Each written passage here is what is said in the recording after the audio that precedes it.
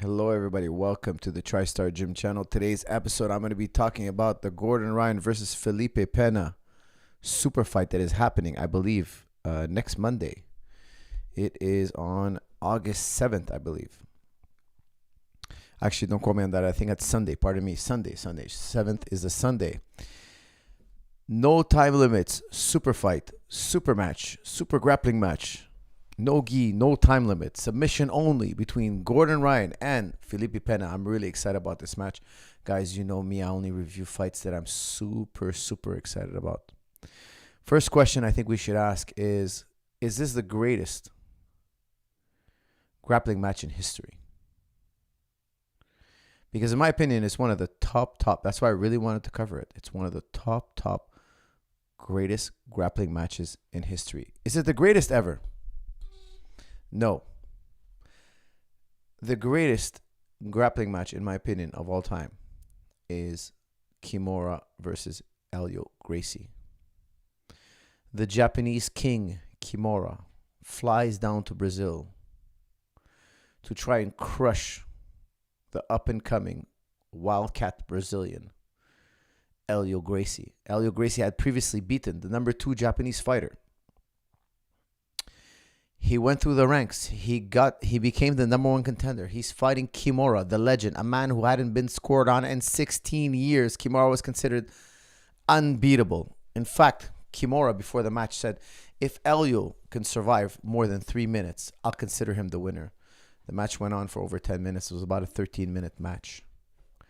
Helio Gracie did lose, yes. They threw in the towel. His arm was broken. He got Kimura'd by Kimura.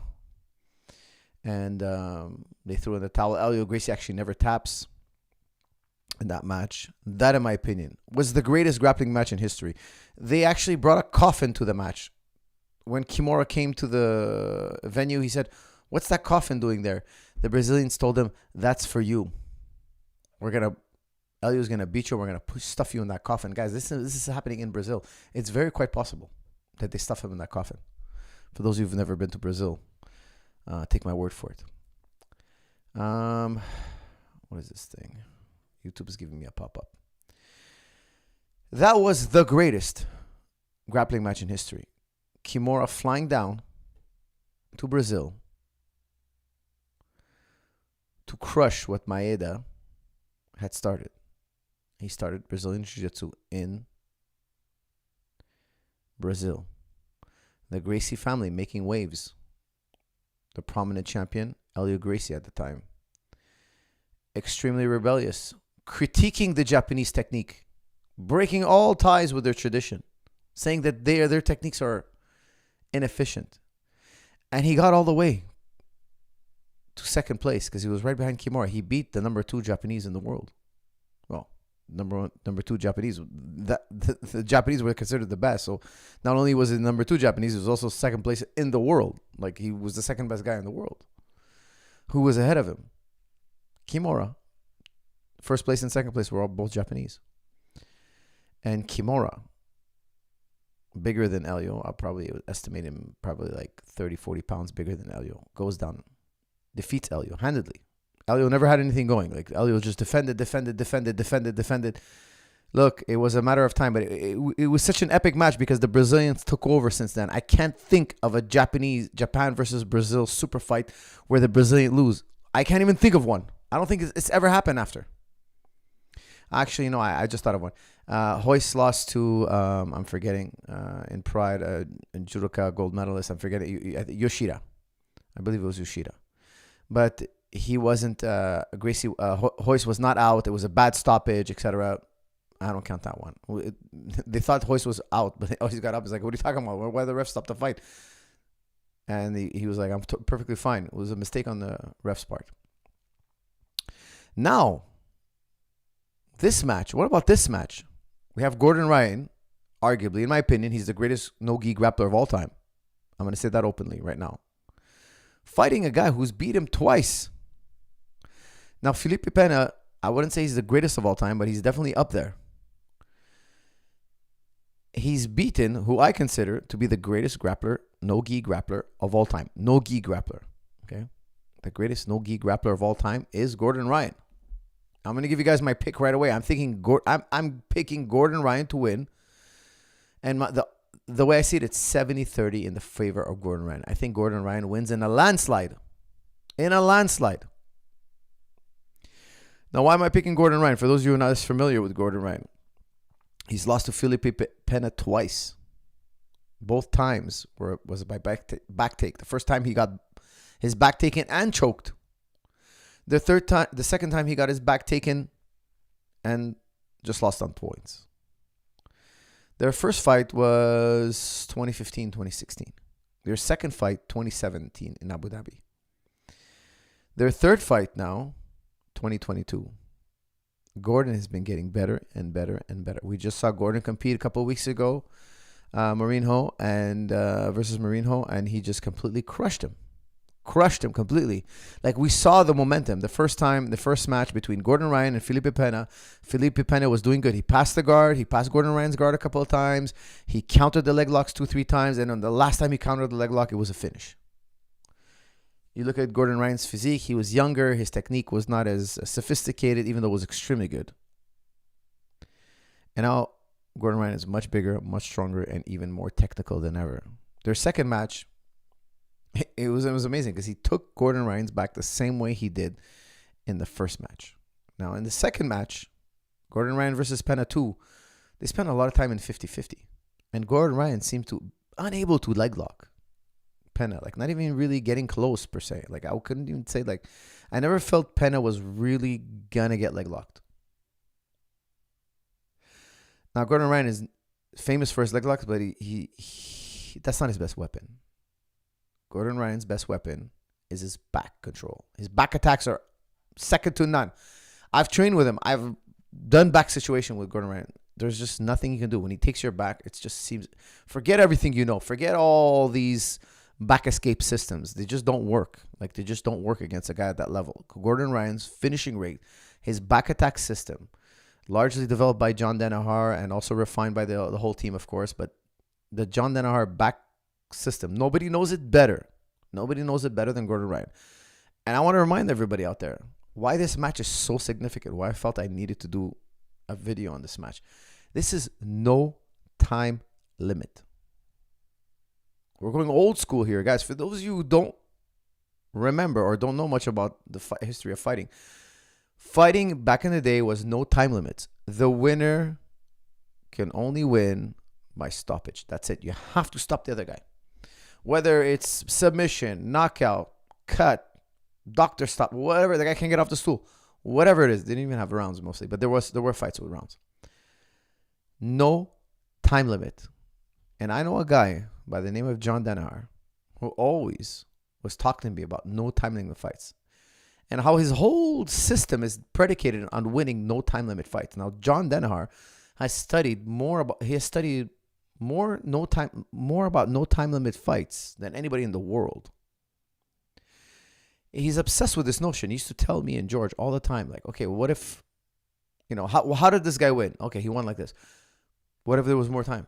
What if it was unlimited time? Could that system have worked? Now, I've said it in the past publicly on my podcast many times, and people have written articles about it, that I think the Diaz brothers are among the most dangerous fighters in the world, far more than already, because in competitive fighting, they're considered the top.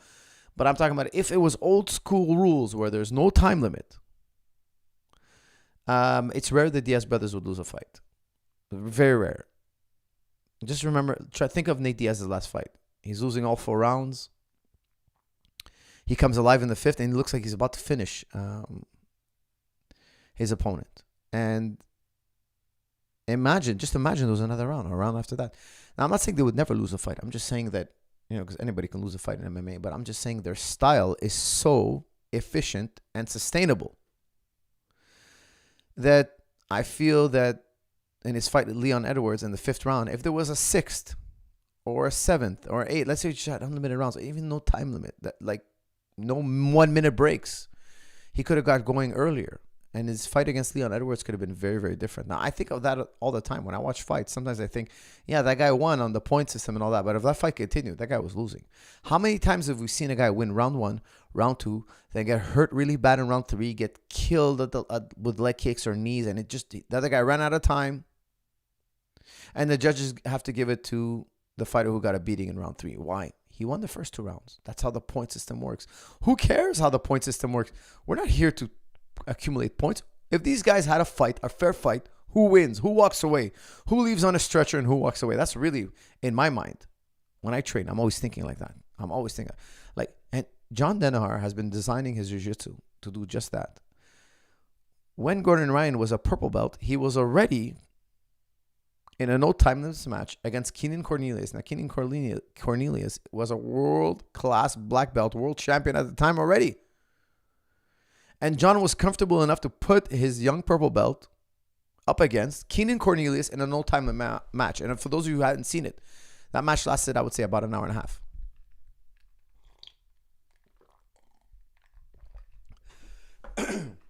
Sorry, guys, I'm in a really hot room. I'm doing this podcast now because I have to do it really late at night because I have no time. I've been traveling like crazy. My wife and kids are on vacation, so I've been spending a lot of time with them. That's why my podcast is slowed down. So I'm planning on getting back to a regular schedule now that the vacation time is winding down. Keenan Cornelius, a world-class grappler, going up against a world-class John Danaher purple belt. Okay, John Danaher purple belt is a black belt. And in no time in a match, and the match lasted an hour and a half. Now, I know some matches last 4, 5, 6 hours, but the pace these two had, it was just constant battle. It wasn't just like, it was constant exchanges, back and forth, an exhausting pace. And for those who didn't see it, Gordon Ryan finally gets a heel hook. Finally catches a heel hook. I don't think Keenan Cornelius has ever been heel hooked in his entire career. John Danaher has been prepping Gordon Ryan for a no time limits match for over 10 years. And John's system is sustainable. They have a whole philosophy, a whole arsenal about how to go about fighting a no time limits match. They're psychologically prepared. Just that alone is why I give Gordon Ryan such a mass. Not only is he technically better, physically more athletic, I would say. He's also been prepping his mind for a no time limit match for the last 10 years. Now think about this, all of you. If Gordon Ryan wins this match, he'll have avenged his the only other guy he's ever lost to. He's lost against, who else has he lost against? I'm forgetting now. Vinny Magalhaes. He's lost also to Vinny Magalhaes. I don't think he ever avenged that. But he doesn't really need to, because now, like, Vinny Magalhaes, yes, of course, Vinny Magalhaes was one of the top in the world, but he's not at that high tier as much anymore. Okay, so he's kind of slipped. So the only other top guy with Gordon, the only other guy we could say is just as good as Gordon, because Gordon never beat him and he beat Gordon, is Felipe Pena. If he beats Felipe Pena on Sunday, I think it's August 7th. Is August 7th Sunday? I don't want to get this wrong. Let me check my calendar here.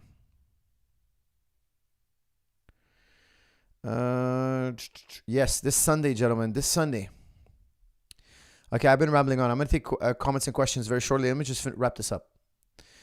If Gordon beats him and then sees him again in Abu Dhabi, he's going to beat him again, I think. And then there'll be 2-2. And then Gordon Ryan will want to fight him one last time just to even it out, just to cement his legacy. I think that's the plan. I think eventually that's what's going to happen. He's going to beat him Sunday. He's going to see him in September in Abu Dhabi, which is Abu Dhabi this year. I'm super excited about Abu Dhabi. Like, it's so stacked. The Abu Dhabi this year is so stacked. I can't wait to see it. I actually got a couple of students in there as well. I'm super excited about Abu Dhabi this year. I don't know what to expect. That's what it really excites me. The guys are so good. I can't wait to see it. If Gordon beats him on Sunday, he's setting himself up to beat him again in Abu Dhabi. And Abu Dhabi, I think, will be even easier because I think Gordon's going to out-wrestle Pena. And in a no-time in this match, who cares if you out-wrestled him? It doesn't really matter. You put him on his back. You got to finish him. Abu Dhabi, you can score big points. Of course, it's more complicated than that. You have to do it when there is points. I'm not going to get into all the details of Abu Dhabi right now, but it's easier to put up points on the board and move on in the tournament. However, now he has to sub Pena, which is not easy. To sub Pena, in my opinion, the only way he could really sub Pena successfully, I think it's going to be a back take and a rear naked choke. I don't think heel hooks are going to work. They might, but not so dependable. Pena seems to be extremely wise, incredible at countering leg locks, of course. Armbar, I don't see it. Triangle, very difficult. Kimura, not really. No, I don't think so. Guillotine. It's rear naked choke or guillotine. That's how I see it. Okay, guys, with that said, I rambled on. I apologize if I went too long.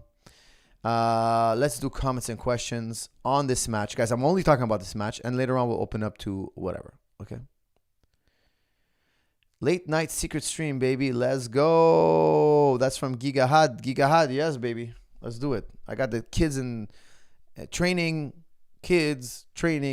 come back home at night, spend time with the family, and then I have you guys on my podcast. I'm working overtime for you.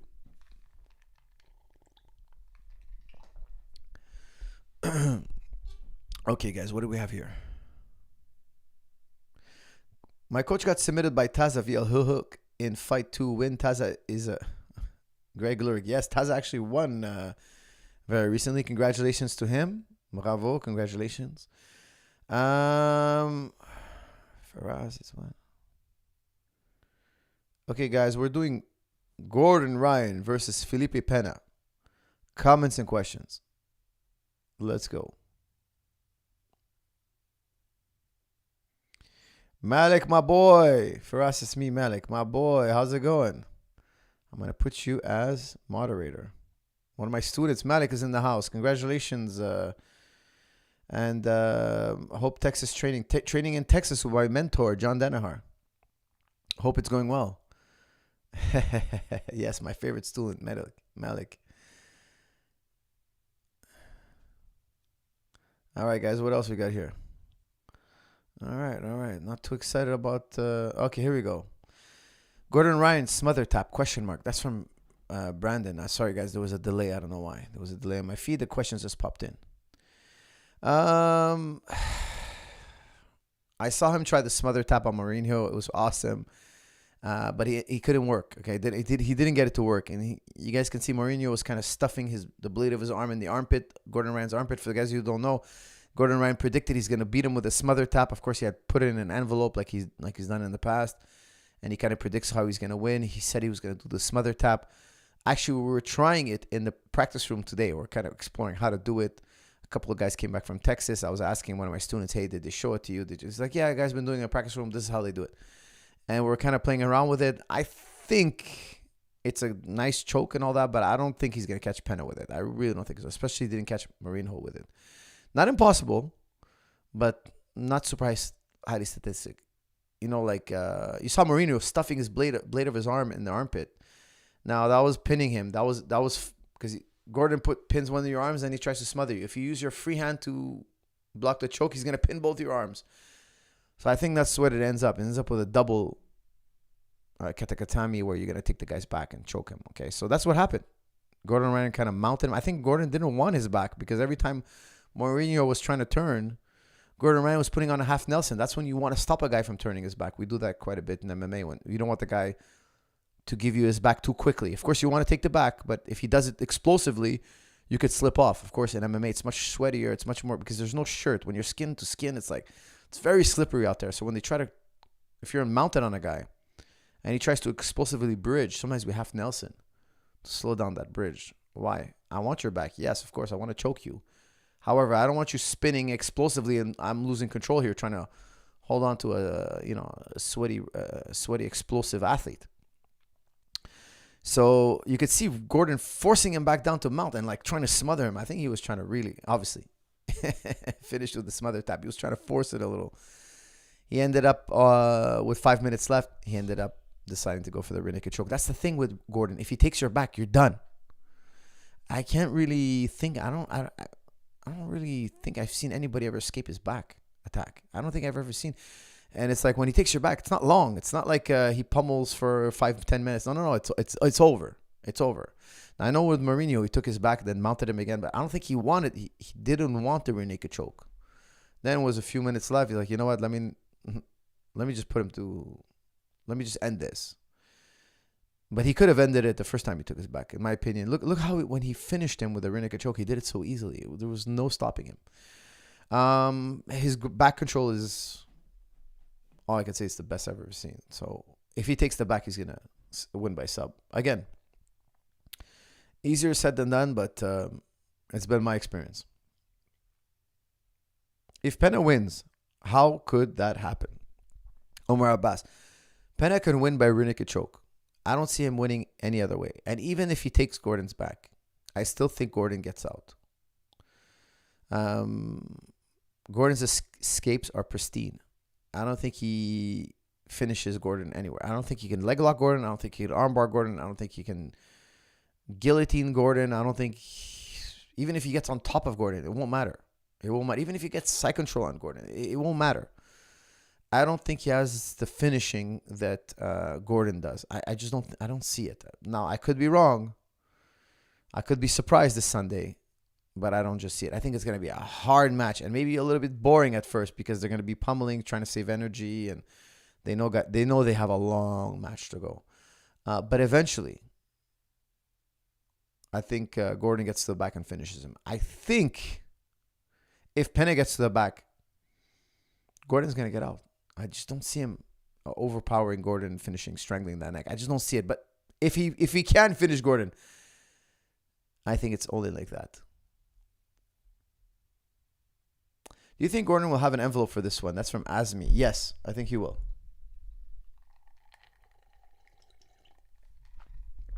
For those of you not as familiar with Gordon, Gordon predicts how he's going to finish the fight, puts it in an envelope, and after the match he opens it up and we check his prediction. The last one wasn't right, but the ones before were. So yeah, I would imagine he comes out with a prediction. Can Gordon win via arm triangle? Yes, absolutely. That's from Chantry. Yes, that is also very possible, but not going to be easy. I don't think it's going to be easy. I think it's going to be more rear naked choke. But arm triangle, I would say, that's a good point. I would say rear naked choke, guillotine, arm triangle.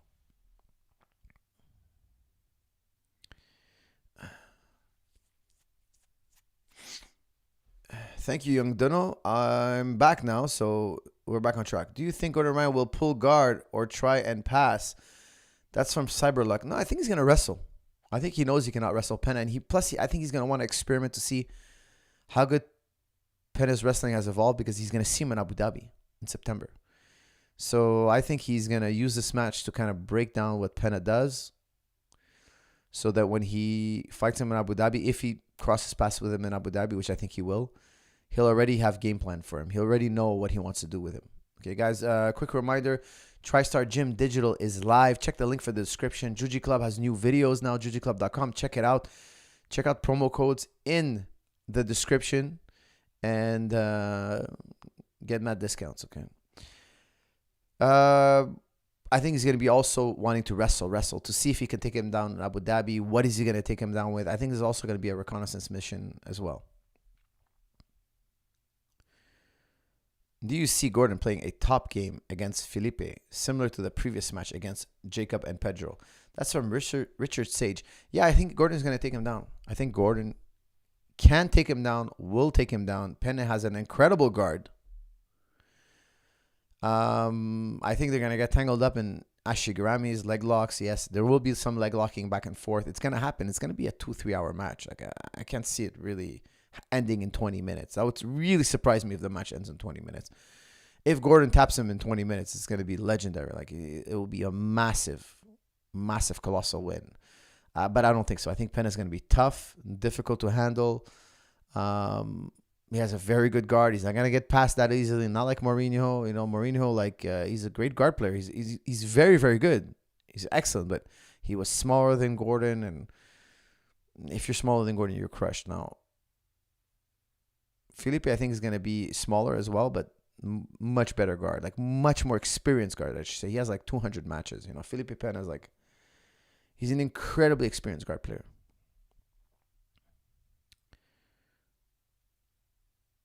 Gordon is going to crush him with the half guard and body lock game. That's from Paul Leclerc. Yeah, he can crush him in any. Gordon is one of the. Look, I'm going to be saying he's the best at this. The guy is the best grappler of all time. He's a phenomenal guard passer. Phenomenal. And he doesn't just body lock pass. He can do it all. And he will body lock pass. He will half guard pin.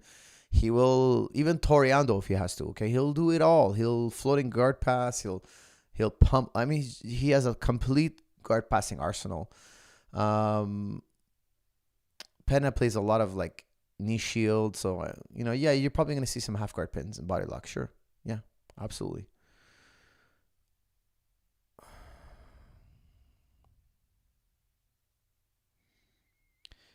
Pena got heel hooked by Tex, and Tex is Gordon's son. Come on. Let's look at that, actually. Let me see that, actually. That's, when did that happen? Let me see here. Felipe Pena. Let me check that out. When did that match happen? I really don't remember. I haven't seen that match. Give me 1 second here. Let's see Felipe Pena. Let's see how many fights he has. He has 170 matches. 150 wins, 20 losses. Incredible. Let's see here. What do we got?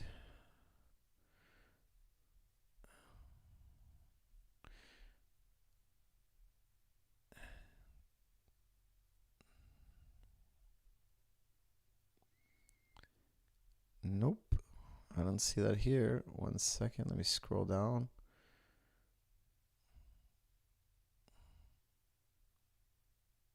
Inside heel hook. Okay, that was in 2019.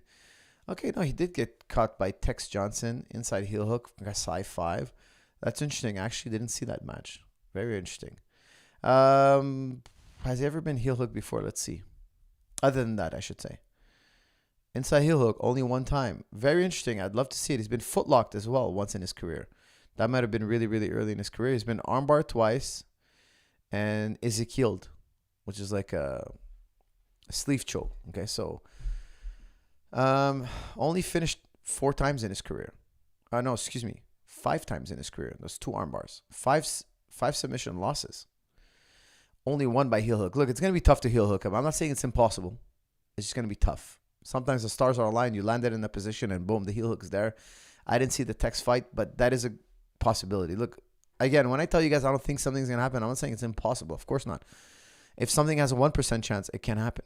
Just not likely.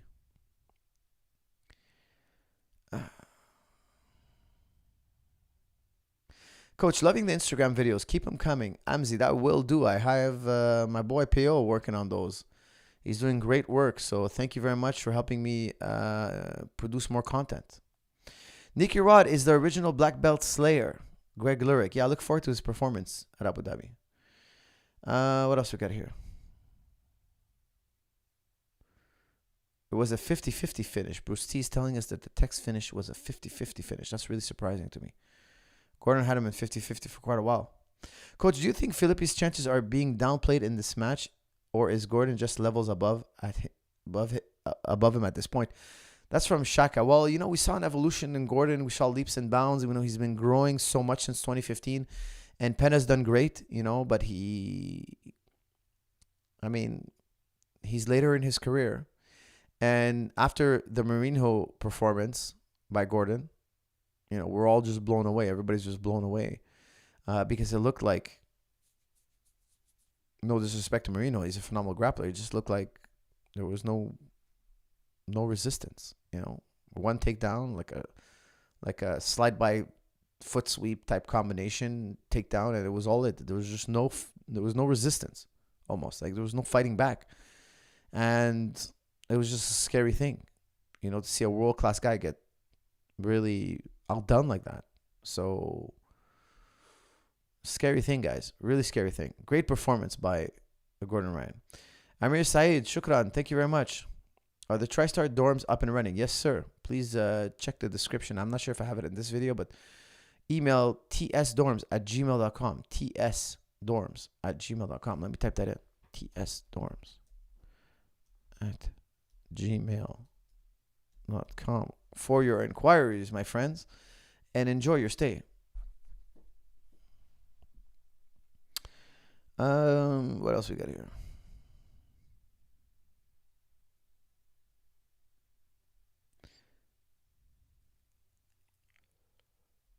All right, guys. I think. Oh, how long have we been? 30 minutes. Okay, guys. Why won't Gordon do MMA? That's from Sam Murad. Well, I think, he doesn't really need MMA. He's just got to cement himself as the greatest grappler of all time. When you have that opportunity, why would you do MMA? You're splitting your focus. After he's cemented his legacy as the greatest grappler of all time, imagine this, okay? He beats Pena now. He beats him again in September. He beats Galvao in the super fight. He'll already be the greatest. Maybe he fights Pena one more time if those matches were close. But imagine he crushes Pena on Sunday. Crushes him in Abu Dhabi. There won't be a need for him to rematch Pena a third time. Because then it'll be 2-2. Maybe he does it, but nobody will tune in, right? So if he crushes him twice in a row, and that's a big if. And he beats Galvao, that's a very big if. He'll be the greatest of all time without a doubt. No gi grappler, without a doubt. Now, I'm already calling him the greatest of all time, but there would still be a lot of room for guys to maybe surpass him later on. But if he does what I just said, beats Pena twice, wins the absolute division, wins the super fight on the same weekend, it's going to be a long time, I think, before somebody does that. It's going to be tough. The Galvao fight, in my opinion, is much harder, especially because of the rule set. Now, this is a much more difficult match. Galvao is not easy to take down. The rules in Abu Dhabi, if you sit to guard after a few minutes, I can't remember for a super fight. I know super fights like 40 minutes. I think I'm not sure in super fight when you can sit down, but there's a time where when you do sit down, I think it's like 20 minutes. No, it's 10 minutes. It's 10 minutes. Then I think it's points. Actually, I'm not sure how it works. I have to, for super fight is different than the other matches. But I know there's a total of 40 minutes, and there's a time if you sit down, you lose a point. You get a negative. Galvao is going to be very hard to take down. Very, very hard. And Galvao can surprise Gordon with a takedown, no doubt. Galvao has very, very good wrestling. He can score 2 points, get on top, pummel, hand fight.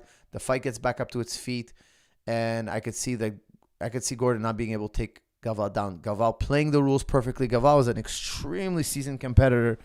He's already thought of this. It's not a secret. Okay, it's not a secret. I'm not giving him a secret plan to win. No. He knows this. Believe me, he knows strategy. He knows grappling strategy better than anyone or as good as anyone. Okay. Man, it's hot in here. That's a much harder fight. And now if you told me no time limit, Galvao, Gordon, I'll pick Gordon.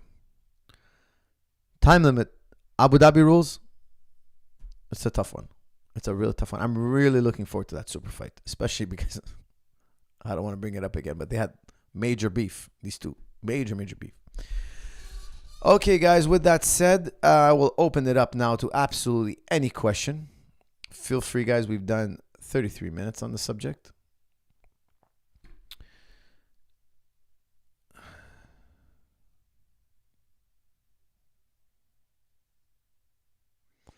You should lose points and be hit with a fee for sitting down. That's from Raul Duke. Well, not really. I mean, it's not a wrestling tournament, right? We want something different at wrestling. That's why we have grappling tournaments. Can you talk about Andrew Tate? I'm really happy you brought that up, actually. Who brought that up? Let me praise you for a second here. Who brought that up? Tony R. You know, Tony, what my son told me today? He told me, Dad, I'm a top G and I'm going to be retired by 16. That's my 11-year-old son talking. Made me really laugh. And I'll tell you, I'm familiar with Andrew Tate. Why? Because he's actually commented on Islam quite a bit and his videos are everywhere. So people send me his videos. I've seen him like months ago. He did a podcast and commented on Islam. I'd never heard of this guy before. And, he was very complimentary about Islam. So people are, in the Muslim community, they're circulating it. And I think he's both right in many ways. Actually, you know what? I want to invite him on this podcast. I think we would have a stellar conversation. We could talk about absolutely everything. Money, business, fighting, women, civilization, absolutely everything. Social sciences, absolutely everything. I know he's a chess player. I'm a philosopher. I'm officially extending the invitation to Andrew Tate. So if you guys can connect us, anybody out there can connect us.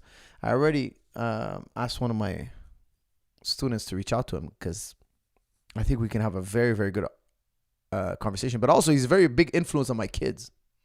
My kids are walking around, Dad, I want to be a top G. They're hearing Andrew Tate's videos or watching his videos on TikTok. So I don't have TikTok, but supposedly he's everywhere on TikTok. Like, you can't get away from him. He's the most popular guy on TikTok, according to what my sons tell me. Now, look, there's a lot of things he says I think are right, but there are a lot of things I think he says are wrong. And I would love to talk to him about it. I think we would have a very pleasant and fun conversation. Time to disown him. That's from Tintin.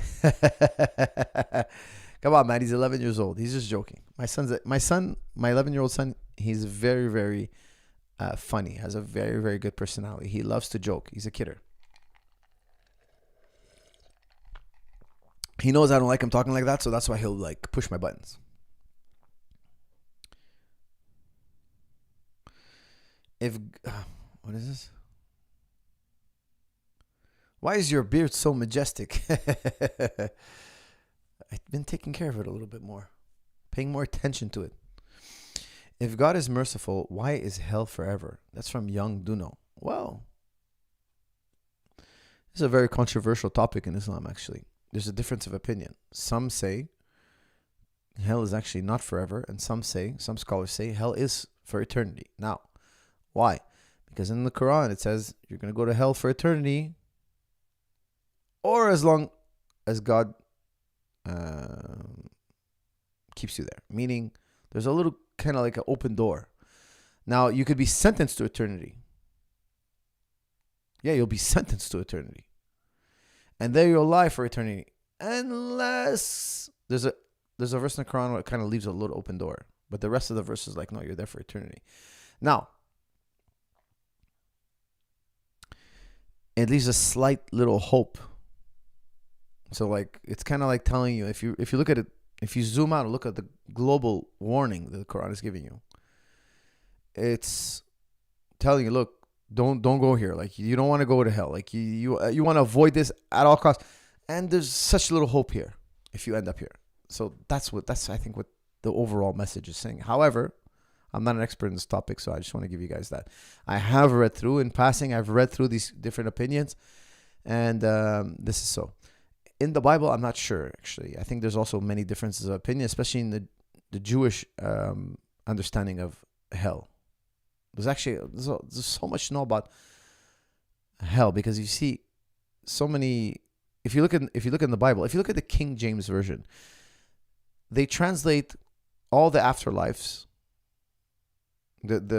all the terminologies used to describe the afterlife. This is a very important topic, yeah, because in the Bible it says Jahannam, or hell, and it also says Hades, or as you guys would know it, Hades.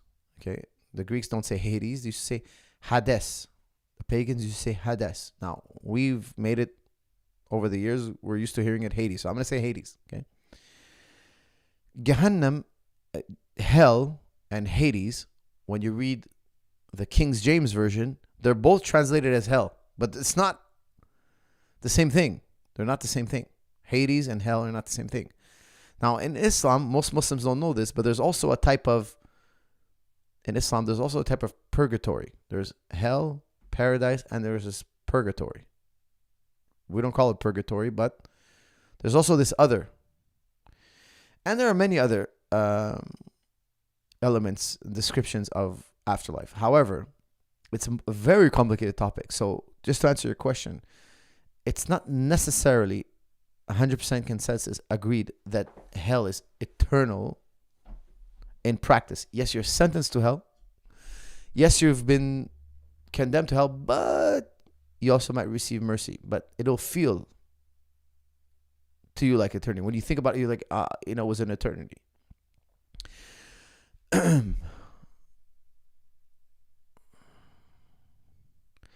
What is better or worse for Gordon? To start New Wave and not train with the likes of Craig Jones, etc.? That's from Jake Wright. Now, I would have loved them to stay together. Stay Death Squad. Work out your differences. Business is business. Do what's fair. Whenever you have a group and the group disagrees, the group has to come together and decide what's fair. And who has a say in what's fair? Excuse me. The guys who are most respected and trusted in the group. The leaders of the group, be given advice by those who are old members of the group who are trusted. Now, if the leader of the group, here's the thing, I'm not talking about Gordon here, but if the leader of the group behaves in a way that he's always thinking about the rest of the group, if he's trying to create synergy in the group, that's what was great about George St. Pierre. In the practice room, George St. Pierre was like, look, I'm looking to win my fight, but I also want you guys to win. I want you guys, what do you need? George St. Pierre's mind was like this. He's a great leader in the practice room. Okay, you're a blue belt. You want to get to purple belt? Let me give you tips after practice. Like he'll be there, but you have to come to my practice, and you got to come and do situation with me. You got to help me out for my training camp. He wasn't like, hey guys, I'm fighting for a world title. Screw everybody. I'm going to make money on that day. I'm going to get what I want. I'm going to pay you for your rounds. You're going to come here. You're going to take a beating. And if your ribs are broken, too bad, take a hike. His attitude was extremely far from that. Okay. He was a phenomenal leader in the practice room. Even the blue belt was taken care of. The black belts were taken care of. The pro fighters who were visiting, everybody was taken care of. And he was very conscious of that. If he wins, he tells, if I win, everybody wins. We're all going to win. You're all going to get something. You're like, not monetary wise, but he tried to include everybody in the training, in the success. He was just really phenomenal about that. Even it was just being kind to a new member, somebody who's coming to the practice room. He's a new fighter. And he's trying to make it, hey, I'm like, oh, where are you from? Okay, I'll save a round for you. Or if he sees him working the back, he'll walk over and kind of give him tips and give him his different ideas and like kind of like make the guy feel welcome. George St. Pierre was a phenomenal leader. Now, if you have a leader, I've been in practice rooms in different camps where the leader is very self-centered. Over time, the group dissipates. He's too focused on himself. He doesn't think anybody else matters. Over time, and I'm not commenting on Gordon Ryan. I don't know him that well. I I wasn't around him when he was the head honcho. When I trained with him during the time where John was there, he was still a purple belt. He was amazing, of course, but he was not the top guy. And later on, when he came to help us with training camps and we worked together, it was very courteous. He was always, I'll tell you guys something. I've never had a bad experience with him. With Gordon Ryan, he's always been extremely courteous, friendly, kind. He's been nothing but a gentleman to me. Now, I see him on social media. I think he's trolling. I think he's fanning the flames. He's giving you guys something to love or hate, whatever it may be. And he's trolling. I don't know his personality that well. I don't know the guy that well because every time I've ever trained with him, he was just nothing but nice to me. Even when rolling, like if he put a sub on me, he'd do it really gently. Like I could tell he wasn't trying to hurt me. You know, he was just really, really good with me and George, always. And when I see him on the internet trolling guys, I think, oh, he's doing what Conor McGregor does. Like he's selling tickets. I don't know how to explain it, but I don't know him personally. I don't know the B team's beef with Gordon. I don't know Gordon's beef with them. I don't know the ins and outs. I don't even want to know, actually. I think that's something that's like, I have a very strong loyalty to John, but that's something for John and them to deal with. I'm not involved in any of this story. So I would have liked to seen him train with Craig Jones and the whole team. I think they would be much stronger working together. Absolutely, no doubt.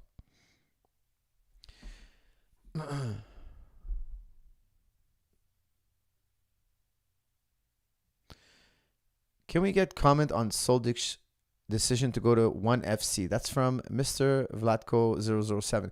Guys, I think you got... For those of you who don't know, Roberto Soldic is one of the greatest welterweights, middleweights alive today. Like, I would have loved to see him get in UFC. It wouldn't be long before he's fighting Adesanya. He's phenomenal. I've trained with him for years. He's a monster. He was KSW champion, welterweight, middleweight, and he can, in my opinion, he can even win the light heavyweight.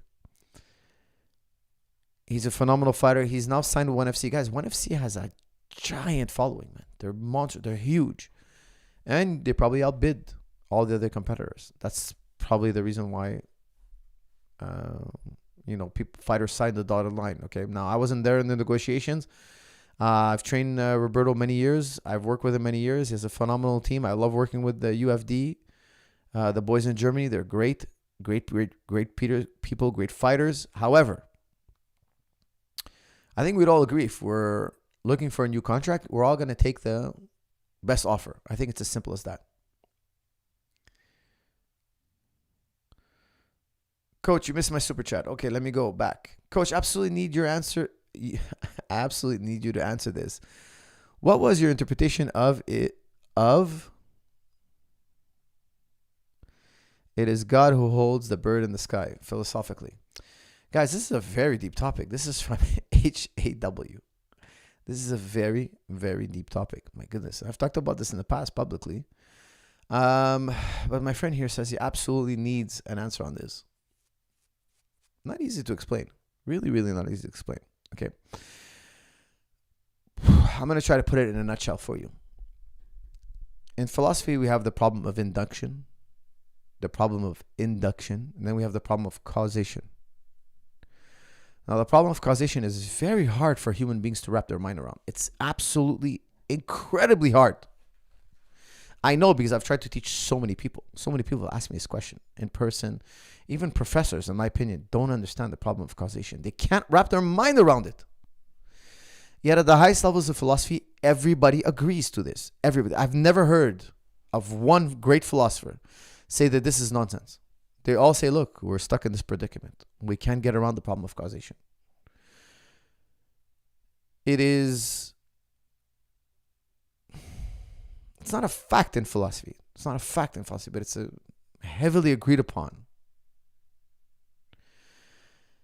It has such tremendous consensus that I've never even heard a good counter argument to the problem of causation. I've never heard even a good counter argument to what I'm about to tell you. But when I tell you, it's going to break your ears. It's going to make you feel like this is impossible.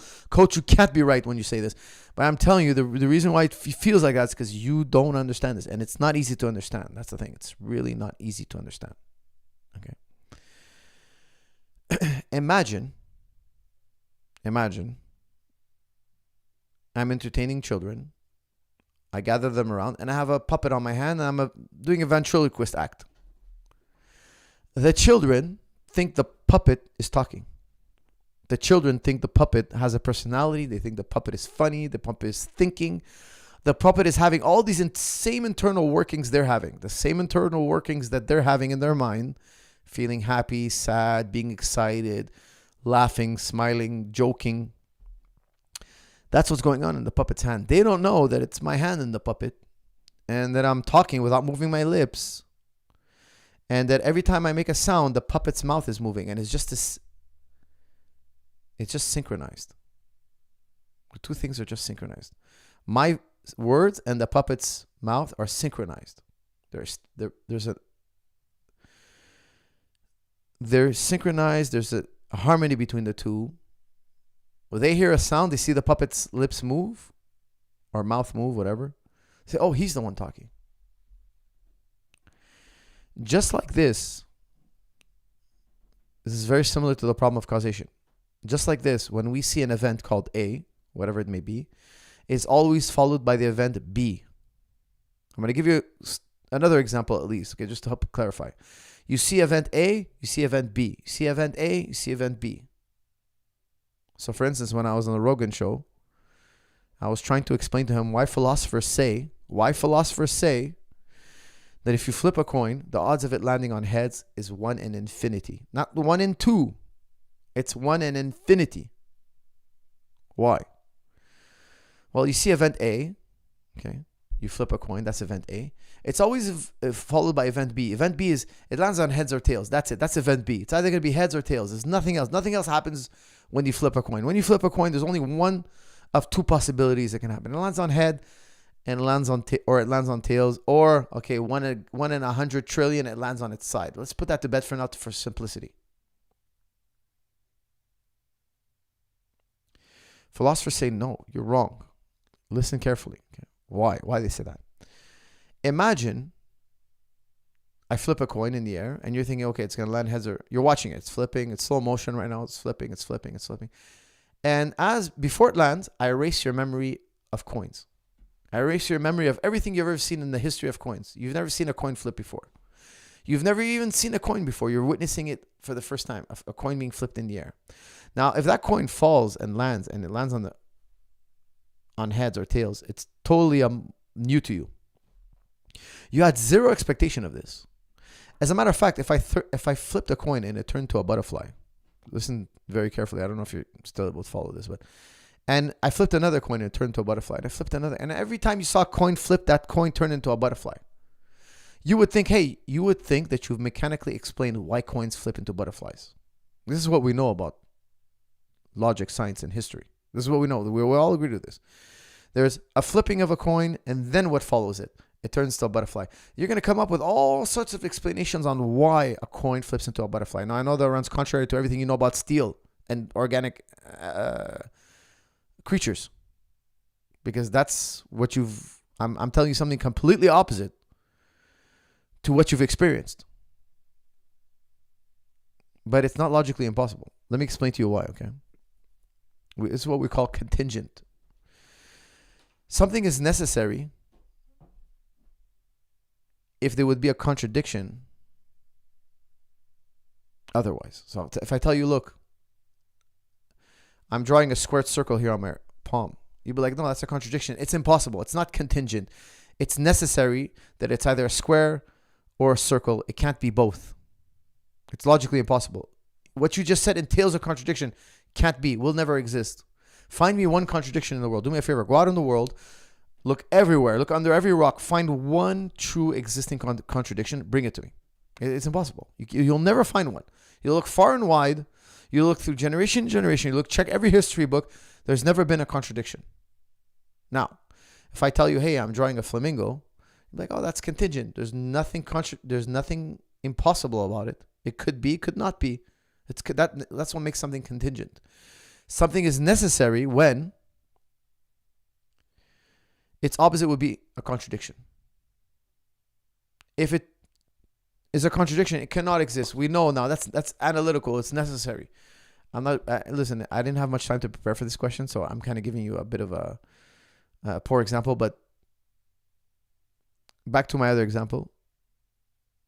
If, for instance, I take a cotton ball and I touch it to a flame, you knew it was going to burn, and I burned that flame, and I burned that cotton ball. Now imagine I erase your memory. You've never seen a cotton ball before. To you, it's an alien object, and you've never seen a flame before. And I'm about to touch the flame to that cotton ball. You have no idea what to expect. You don't know if it's going to combust or it's going to put out the flame, or if the flame's going to turn into an icicle. You have no idea. You have to experience it. Everything is possible. There's nothing to contradict. If the cotton ball were to turn to vapor, it would not contradict logic. It would just contradict the history of your observation. That's what it would contradict. So your beliefs are dependent on your history. Now, the glue that sticks A to event B, there is no glue. Every great thinker throughout history said it. Aristotle said it. Ghazali said it. David Hume said it. The biggest atheist, arguably the greatest atheist of all time. He said, look, there's nothing that entails A is going to cause B. Now, I'll give you a great example, actually. Someone that you might understand. It just came to mind. I apologize if I was unclear. Imagine you're developing a video game.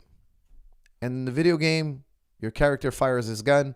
And when he fires his gun, it shoots a flame and burns whatever it touches. And then the programmer says, no, you know what? I'm going to turn it into an ice gun. It's going to freeze everything it shoots. Nothing contradictory about that. Nothing illogical. Fire the cannon, it freezes. You fire the cannon, it burns. You won't know. The player won't know until he fires the cannon. What did the programmer program? I have no idea. There's nothing logically necessary. There's nothing to help me predict. It could be anything. It could be also that the cannon fires hearts. Whatever the programmer programs will occur. However, after you've seen the cannon fire flames, now when you get that cannon again, you're like, hey, it's going to fire flames because it's done so in the past. So now we're relying on memory. We're relying on history. Now in a video game, or actually, let's think of a dream. When you're in a dream, let's say, for instance, you're in a dream, okay? Now I'm bringing back to the quote. For those of you who don't know, he's referring to a famous quote in the Quran where you're asked to observe the birds flapping in the sky and realize that only God holds them up. Now, the Arabs were not fools, okay? The Arabs were phenomenal thinkers, okay? They knew that if you took a bird and broke his wing, he can't fly. They knew that. Okay? It wasn't like an epiphany to them. No. The Arabs were actually the first to ever fly. Okay, don't forget that. The Arabs are actually the first. It's a myth that the Wright brothers were first to fly. It's a myth. The Arabs were actually first. Look it up. Now, the Arabs knew that when there's a sandstorm, the sand rises up in the air. Like they knew wind and air pressure had to do something with elevation. They understood that. They weren't crazy. Okay. The Quran is not saying about. It's not talking about aerodynamics. It's talking about. Here's a better example. Okay, and forgive me if I've lost many of you. Imagine you're dreaming, and in your dream you're playing baseball, and the pitcher throws a pitch. You hit the ball. Pop. You hear that crack sound, and the ball is flying through the air. Now imagine I popped into your dream and I said, "Look, see that ball flying in the air? It's not the bat. It's not momentum. It's not force. It's the dreamer. The dreamer is holding it up in the air." But what do you mean? Every time I hit the ball with the bat, it flies through the air, and the ball has a mass and acceleration, and F equals ma, etc. And you're giving me all these patterns. I'm saying, no, those are all patterns you've recognized in the past. That's all based on your memory. None of that is actually real. It's all the dreamer. It's just the dreamer. This is the patterns the dreamer has created, the programmer, and nothing is holding that ball up in the air except the dreamer. The crack of the bat, the sound, it's all like that puppet. The puppet is moving its lips, but the sound's not coming from the puppet. You're living in an ordered mind. There's patterns and regularities, yes, but that's coming from the dreamer. When that ball is flying through the air, it's one image followed by another. This is what we call occasionalism in philosophy. It's just think about a cartoon. Why does the cartoon character run across a football field? He's not really running across a football field. It's one image and then another image and then another image and then another image. And in your mind, you perceive motion. There is no motion. It's just one image after another. Similarly, when the dreamer dreams that the ball is flying through the air, the observer of the dream, he would think, hey, it's the baseball bat, it's a crack, it's the force. He's reading the patterns, but all those patterns are vapor. They could have been otherwise. They're not concrete. They're not necessary. They could have been otherwise. So this is occasionalism. This is what the Quran is alluding to. That's why Al-Ashari developed his theory of occasionalism. It's like, look, here's the touchy thing, okay? A lot of you guys are like, oh, science this, science that. No, guys, if you meet a philosopher of science, and if anybody out there has a PhD in philosophy of science, please come on my show so you can confirm all this. It's not revolutionary. If you go in the philosophy of science, nothing I said here is revolutionary. Nothing. They'll tell you, look, we don't observe gravity directly. It's inferred. They say, look, we see light bending, okay? We infer that it's time space curvature. This is how they explain it, okay? I'm not a physicist. And from that, we believe there's this force. Is the force, if you ask a scientist, a physicist, a philosopher of science, if you ask him, are you directly observing? He's going to say, no, we don't directly observe. We're inferring. Also, inferring is coming from the mind. If you read Kant, you'll understand. Kant is telling you. He's quoting. He's directly commenting on Isaac Newton. David Hume is directly commenting on Isaac Newton. David Hume was directly, and I use David Hume because he was an atheist, because I know a lot of you atheists out there are going to be like, oh, well, this is not, no. You're the ones who are incorrect, okay? Please study philosophy of science. Read David Hume. David Hume is telling you, look, and Isaac Newton would agree with him. Isaac Newton would have no objection to what David Hume says. He's saying, look, you've never directly observed gravity. It's inferred. Hence, other solutions could be inferred. And in the future, we might change our minds on this. We might have a complete scientific revolution. He didn't use those words. Those was Thomas Kuhn's word. Modern thinkers we use today, we call it scientific revolution. We can possibly have another scientific revolution that wipes out Isaac Newton's way of thinking. A new paradigm is adopted. Give you, for instance, Isaac Newton thought that the arrow of time only goes in one direction. Not long after, Einstein comes along and says, no, time is relative. Newton is wrong. Newton's concept of time which stood for thousands of years before him. He adopted the concept of time, and thinkers before him agreed. Isaac Newton, the arrow of time, he didn't come up with it. Okay, many thinkers ahead of him for thousands of years thought, hey, this is obvious. Nobody will ever turn this. And then a young man by the name of Albert Einstein said, no, you guys are all completely wrong. Here's my evidence. And he proved to us that time is relative. Time and space, according to my understanding, he's just saying this one thing, and this one thing is relative, not constant. And there are other nuances. I'm not a physicist, but when we hear them talk, as a philosopher, our job is to learn what type of logic they used and cross-examine their claims. Not that we understand their claims in the same way they do. But because I'm telling you, what you asked me is a very complicated question. Think about it like this. If you live in the mind of God, it's like you would be living in the mind of a dreamer. Everything moving around, it's not the baseball bat making the ball fly in the air. That's just a pattern and regularity. And that's could have been otherwise. It's a contingent. I hope that clarifies the issue.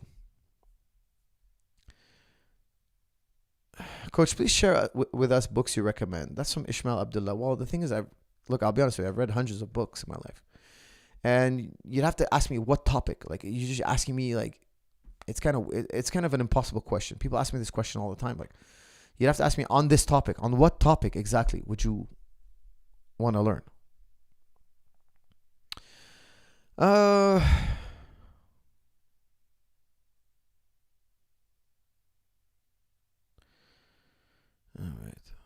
Let's see here. Coach, what book should I read if I have if I'm getting into philosophy and have zero knowledge on the subject? That's from Sean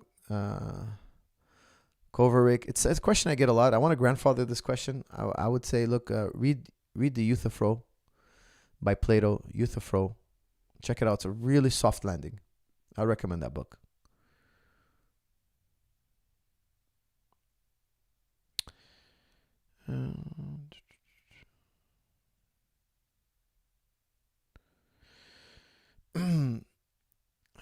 So many deep questions here, guys. Tyke Myson knows very well what I recommend often.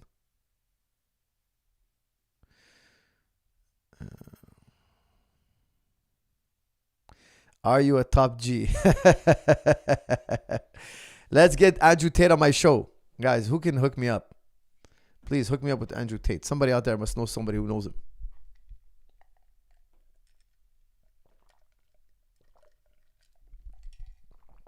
Fatima Rahim asks, why would an all-knowing God test humanity? It's a very good question. If I want to answer it in the shortest way possible, and I would say, why not? Well, you would say, well, it's save time. Well, if you have all eternity and you own time, in my personal philosophy, I think it's all done already. You're already in paradise. You're already in hell. You've already died. You're being born. It's all, the passage of time is kind of illusionary. Actually, I would say it's illusionary. Just like Immanuel Kant. Think about it like this. It's hard to explain. A really hard thing to explain. Imagine I gave you a hard drive. And I said, look, the whole movie's on this hard drive. Watch it. And as you're watching it, you're like, I'm at the middle of the movie. I think this is going to happen. Or I think that's going to happen. I'm like, no. That's not what happened. This and this happens. These other things happen. And like, how would you know that? It's happening right now. You don't know the future. I'm like, no, it's all I've watched it already. Oh, but you're not familiar with how hard drives work. You're thinking, no, it's happening right now. No, it's all been written. It's all done already. It's all maktub. It's all written. Everybody, it's all done. It's all known. What's the point of me watching the movie? Well, why not watch the movie? It doesn't matter, actually, if you're watching a movie. It's all done. Okay, well, now that we're watching the movie, is it relevant? It's all done already. But you're saying, well, why should I watch the movie? Well, don't you want to see what happened? Don't you want to understand? Don't you want to understand why you're where you are or where you've been or how things have been? It's all going to make sense as things unfold.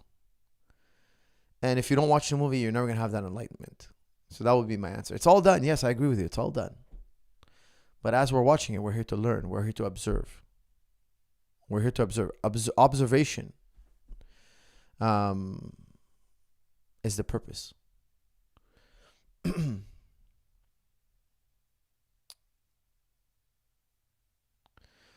Yeah, the idea that time doesn't exist because we're looking at it in two-dimensional perspective. That's from AJ.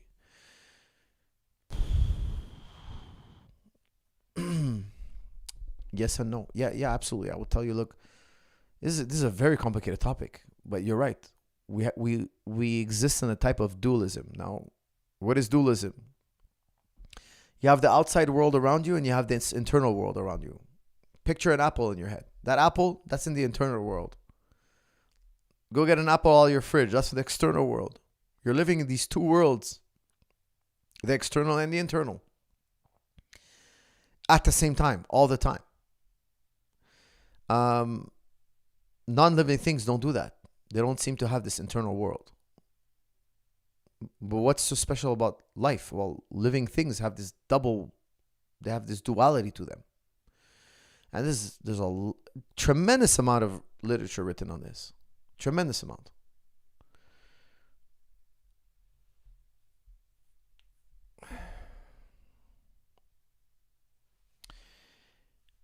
Infinitely large on the outside and infinitely small inside. Turn your senses inwards. That's from Wizek Off. Wizek Off is giving you some words of wisdom.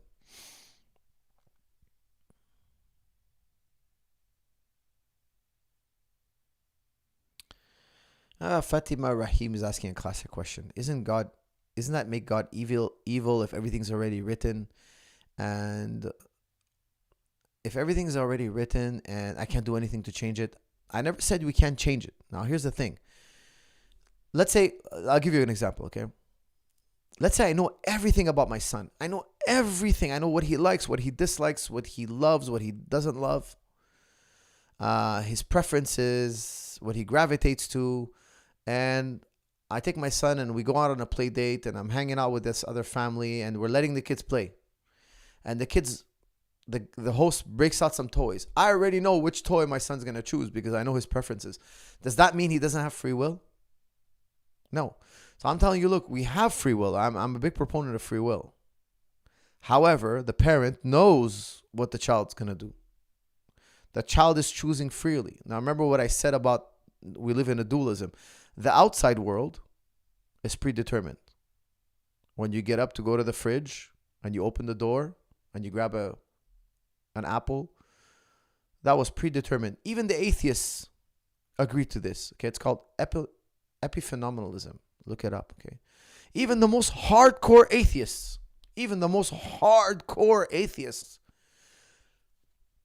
the ones who are in the know, agree completely. I've never seen an atheist who's understood epiphenomenalism and said, "I don't agree." I've never heard of one. Not even one. Okay. Now I know some atheists who don't believe that, but they're lower on the lower level. And guys, Dawkins is one of them. For those of you who look up to Dawkins like he's a hero, guys, to philosophers, Dawkins is a nothing. He's insignificant. He's an insignificant thinker. He is so insignificant that we laugh that he sold millions of dollars, millions in books, millions. Marketing, guys, marketing, just pure marketing. He caught you guys all with marketing. Let me have a sip here.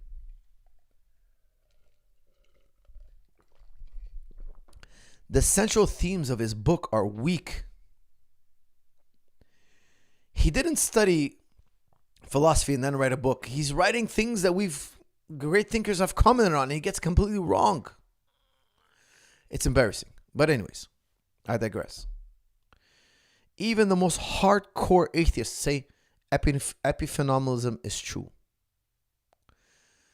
Pierre-Simon Laplace, one of the greatest physicists ever, he said, look, I can predict where your hand is going to be. He didn't use these words. Okay, I'm taking some liberty here to make it more palatable, more easy to kind of picture. I can tell where your hand is going to be in 50 years from now. If I could calculate all the gears, how the gears are working, so to speak, in your brain, the chemicals and the velocity, the direction. If I had all that information, I would take that information, I would turn it into math. I would put it on a giant blackboard. Now the blackboard would be infinitely big. One of his students later coined the term a divine calculator.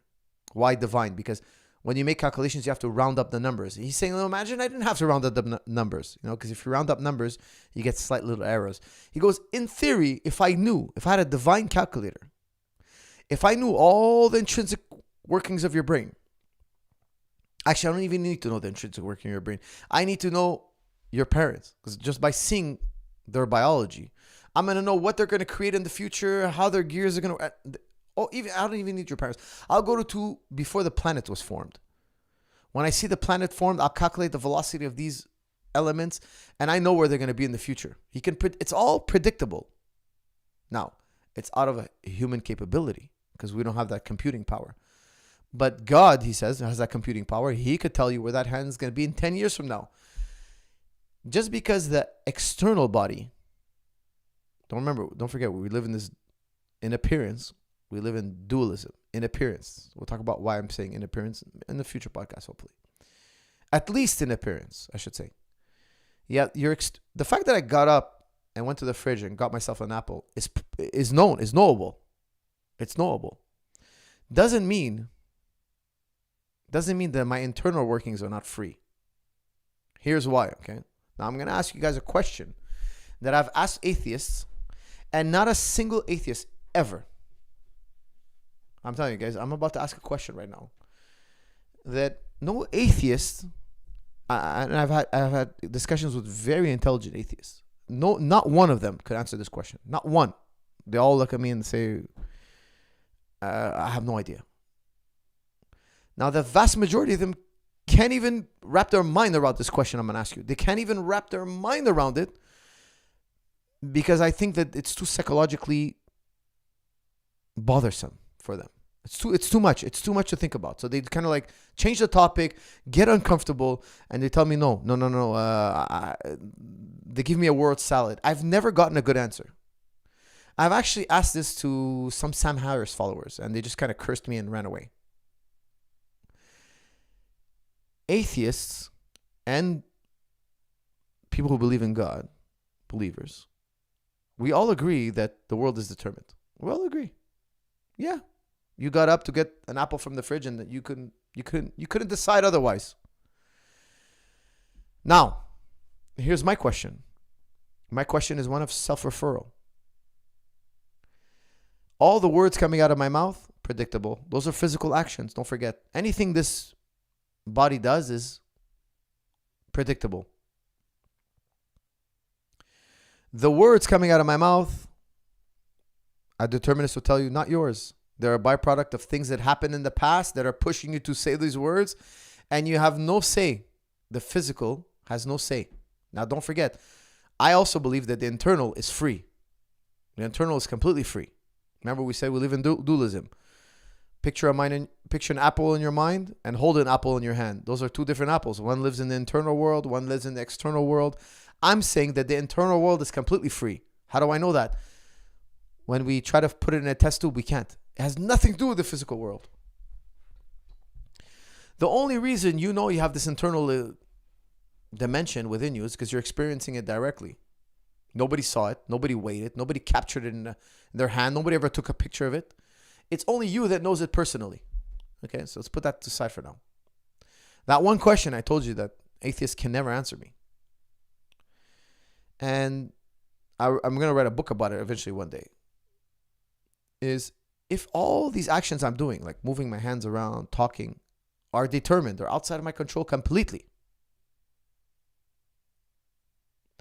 that would mean that a cold, dead, blind universe. Because don't forget, as Thomas Nagel would say, if it's all blind forces behind us, pushing us, why on earth do we have a reason? Why do we have logic? I'm going one step further than Thomas Nagel. Thomas Nagel, by the way, atheist. Why am I quoting atheists all the time? Because I know the atheists hate this kind of talk. They're like, hey, wait a second. We're atheists. Yeah. Even the atheists agree with us. Even the atheists Guys, read Mind and Cosmos by Thomas Nagel. He's a very controversial figure, but the guy's also a brilliant human being. He's a genius. The guy's no doubt a genius. Anybody familiar with him will tell you, look, the guy's a genius.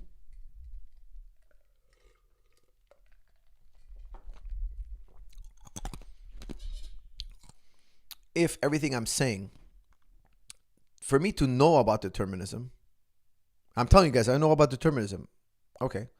That means I had to be determined to know about determinism. There's no other way around it.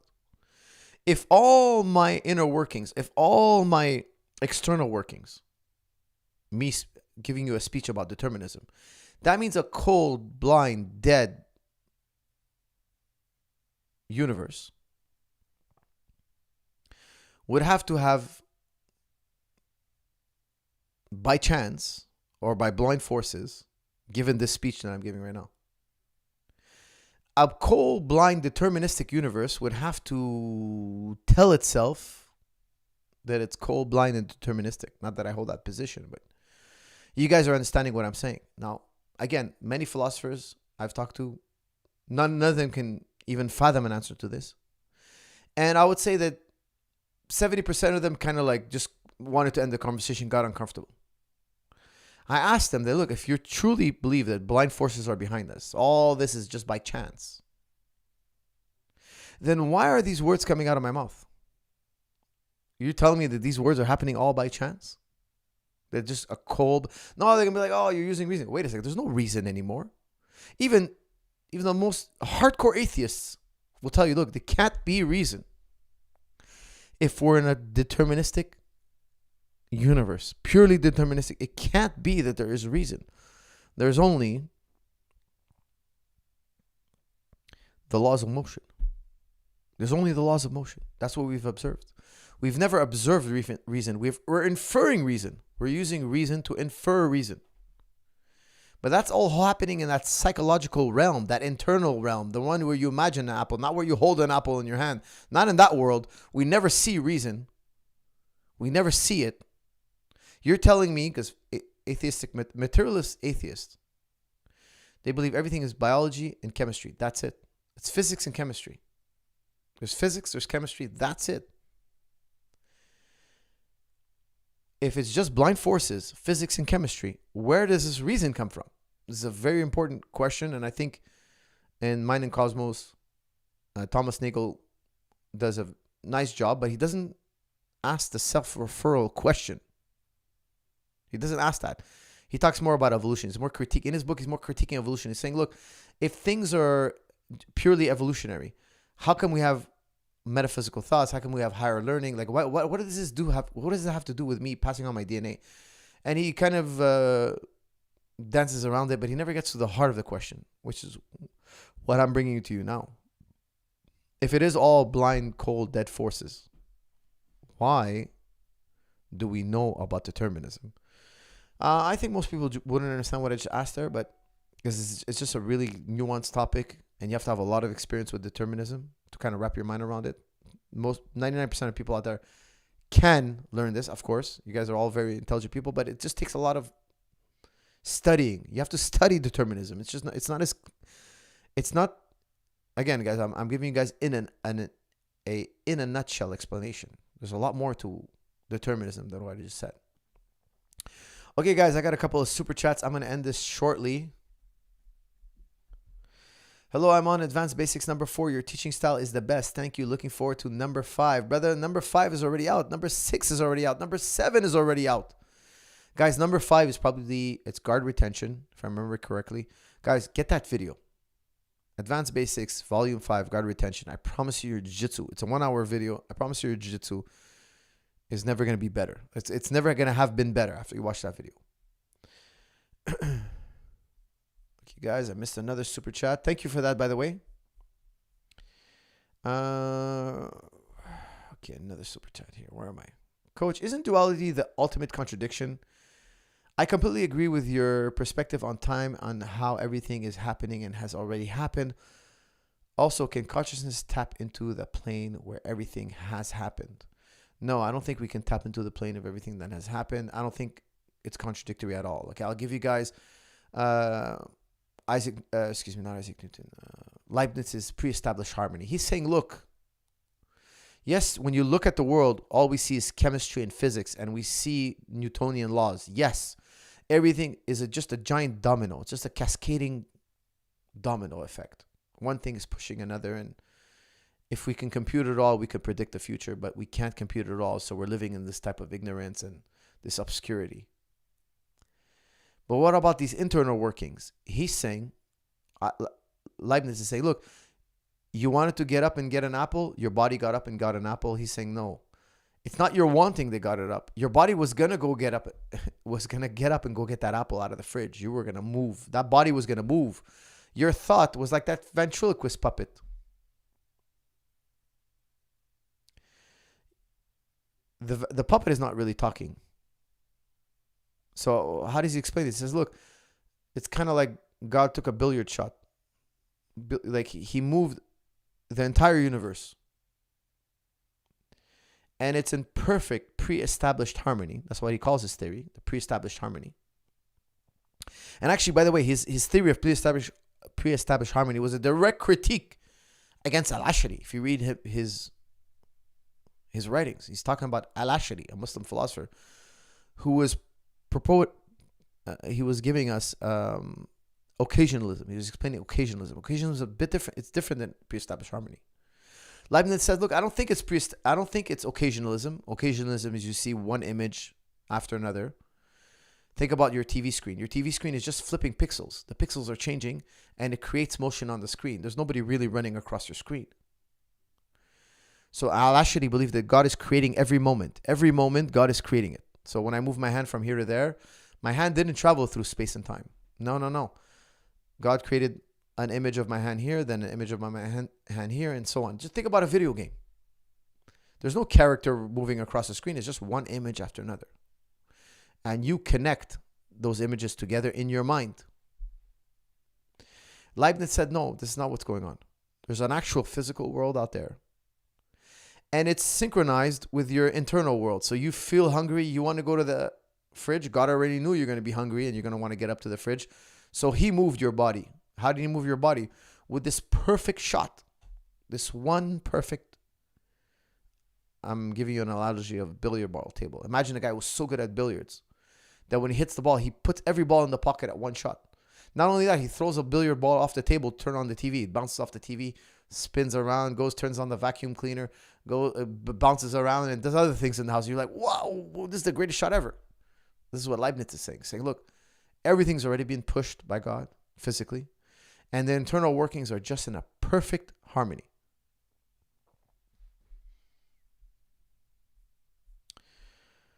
All right, guys. Coach, you said your kids need to earn their things and luxuries to avoid spoiling them. As a father of two kids, can you give me some example? That's from Vanderlei Silva.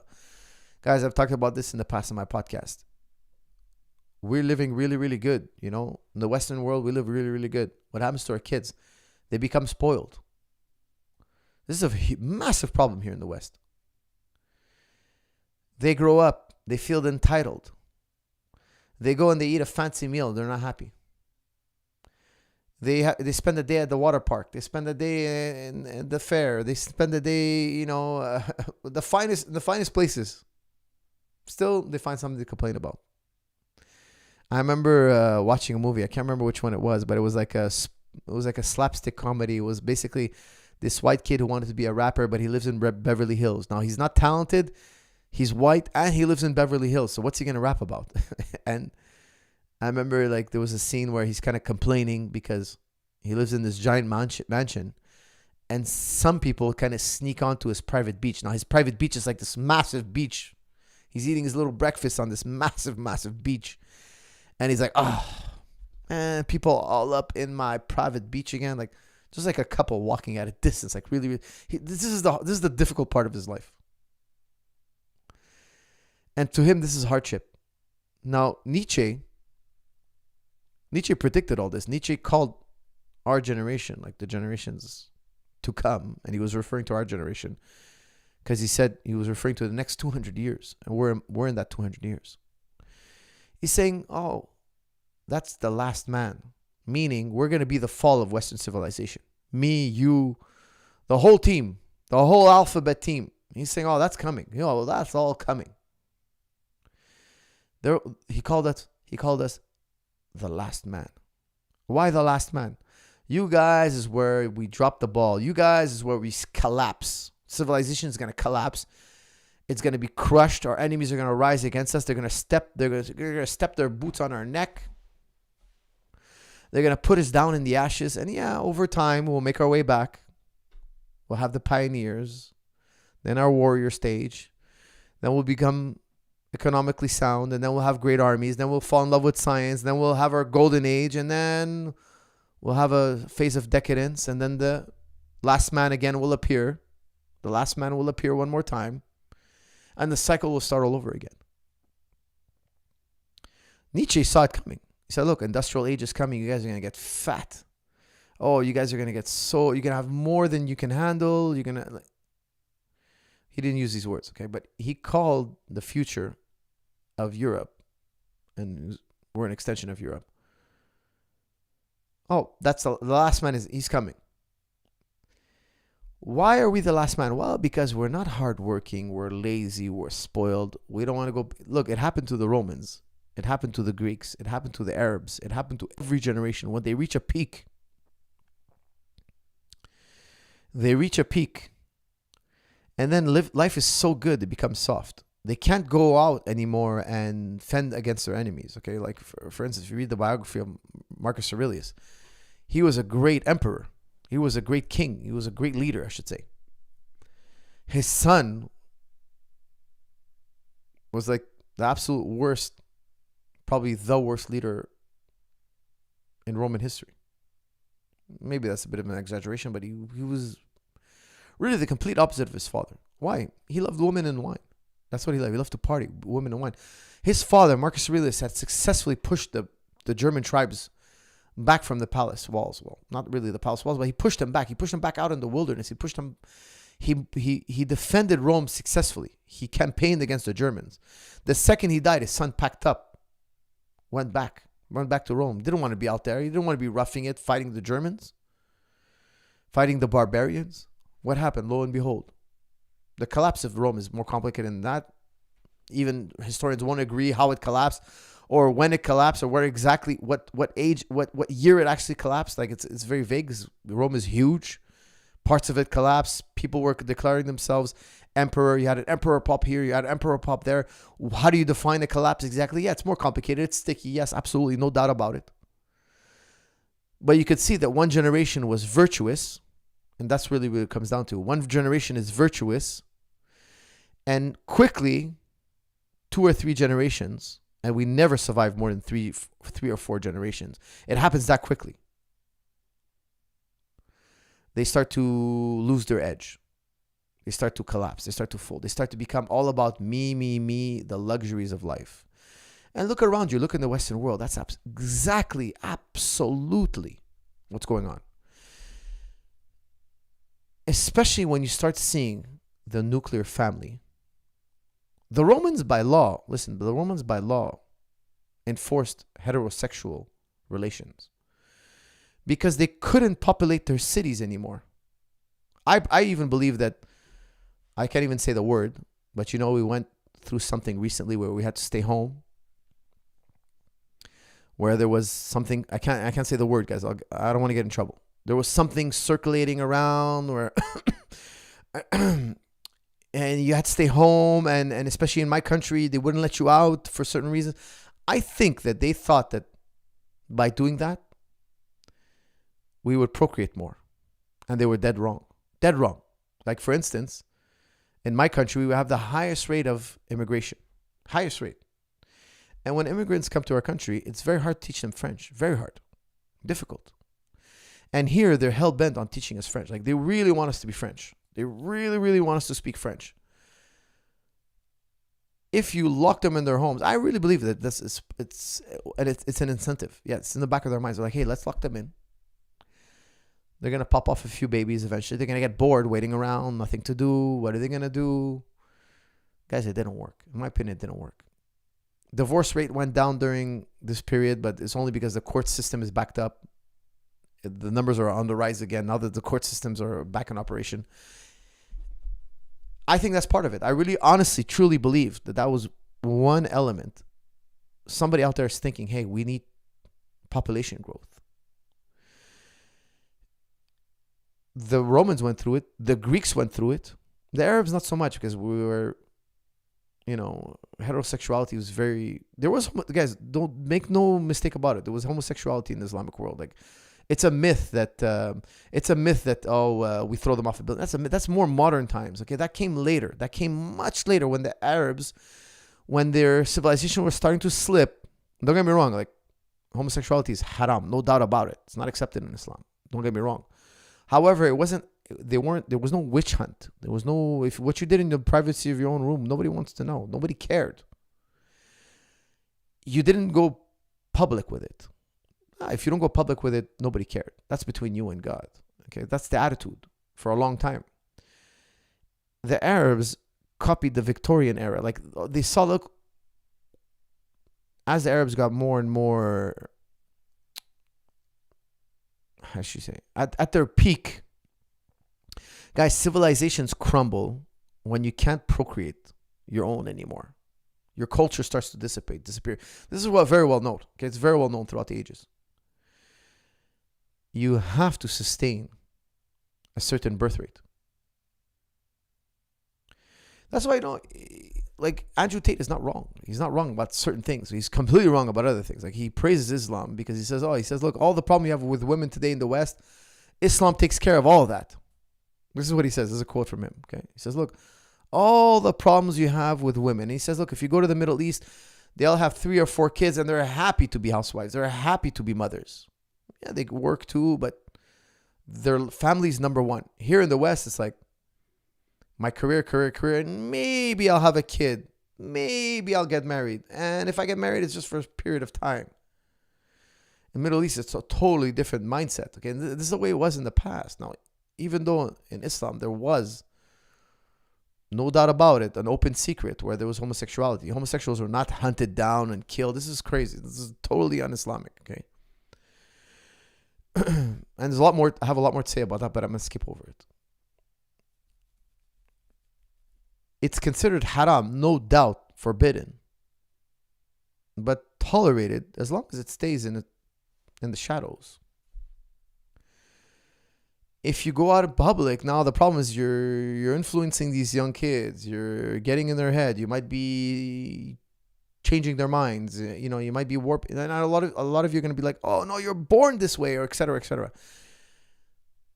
I'm not saying it's impossible to be born this way, but there's also contradictory evidence to that. Okay, so you have twin children, twin boys or twin girls, different sexual orientation, exact same genetics.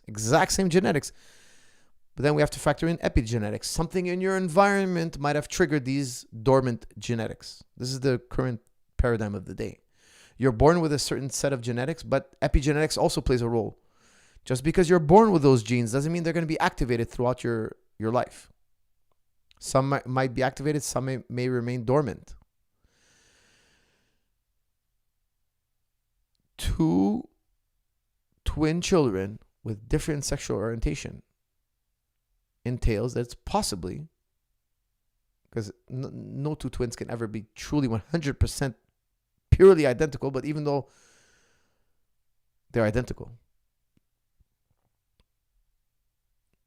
why is one in this sexual orientation and the other one is this way? Well, now we theorize. We can't go back in time and be 100% certain. We can't go back, run it back and raise them a different way and see what happens. Because some people always tell me, no, I knew when I was really young. And some people tell me, so I've seen like, stories of people, talking their story about YouTube. And I could look at that woman. I'm like, man, she looks like a man. And she's saying, I always thought I was a man. I always felt that way from you. I believe you can be born with these feelings. I believe you absolutely, even if we raised you another way, you still, like, you're right on that, like, you're in that gray zone. You look at nature. You look at 1 million apples. One apple is going to be very bizarre. You look at examine 1 million apples. One of them is going to look like this one's a little bit very different than the rest. Very, very different. I believe this can happen. Okay, so, but by and large, if you're born hetero at a very young age. There's no doubt about it. We know countless examples throughout history that you can be conditioned to be something else, to be of a different orientation. This is no doubt. I mean, I've mentioned this in the past many times. The Spartans, it was mandatory to be gay. Being a Spartan, it was mandatory. Now, they had a whole different conception, to them. It had to do with their type of hierarchy, it was the giver and the receiver was not on the same level, so to speak, okay? If I can say it in the least crude manner. But you can definitely condition somebody. That's without a shadow of a doubt. Now, when it comes to genetics, are you born that way? There is some contradictory evidence. Okay, guys, let me check if I missed a super chat so I can put all this to bed. Oh, man, all this to answer this one question that I never answered. How to make sure your kids earn. Guys, when you spoil your kids, you do them a disservice. If you spoil your children, you're doing it because you want to make their life good. You want them to have more than you had. But by giving them more, you're taking away their ability to learn how to earn. And when you don't have the ability to learn how to earn what you want, to go out there and get what you want, you're killing that person's confidence. Listen very carefully to me. There's no greater feeling. Okay, maybe that's a bit of an exaggeration. One of the greatest feelings is to feel completely independent. And when you work with someone else, you're both interdependent. You're working with each other gladly, not by force, not by need, but by sheer desire. We're interdependent. I'm not dependent on you. You're not dependent on me. But we're cooperating. We're creating a type of synergy. This is the ultimate. Now I can genuinely be me. This is a great freedom you all should desire to give your children. Now, my sons, I give them a lot, but I make them work hard for it. Now, I believe their jiu-jitsu, wrestling, boxing training is the hard work. And of course, they have chores. There is no free ride because I tell my sons from a young age, I'm teaching you to work hard and be smart. That's my job as a father. I'm trying to teach you to work hard, be smart, and be a good person. Be a good moral person. That's my job as a father. I'm trying to give them the best gift they can have. And one of the best gifts they can have is to be able to go out in the world and earn. Not earn by working, but earn. Go out there and get your fair share. And they're going to feel a sense of relief. Now, if you give and give and give and you don't let them earn, you don't force them to earn, you don't teach them to earn, what happens one day, you die and they're like, hey, who's going to give me now? And they're going to find a cold, harsh world that doesn't care to give them. Hello, Coach. Do you plan to do any more advanced basics instructionals for open guard and also for half guard? I'm having a hard time developing sweeps. That's from Joe McCarthy. Joe, I'm going to be doing 10 volumes of advanced basics. But you have 7 volumes now, and it's really a lot. I just released XPass, guys. XPass Mastery. It's a phenomenal passing system. I use it all the time. I pass every single day with it. I made it super simple. I didn't name it a basics video, but it's the same kind of thing. I go through the progressions. We go from super simple to super complicated, and I take you everywhere in between. And it's short, concise, and extremely powerful.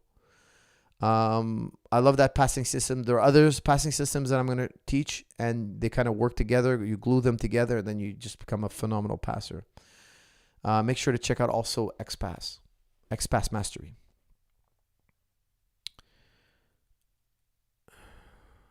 All right, guys, let me see here. Let's end this on a fun note.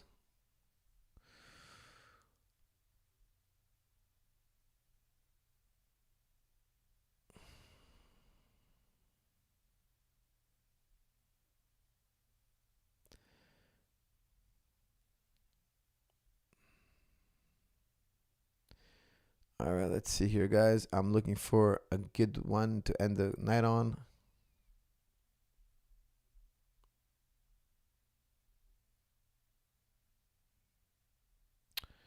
Let's see here.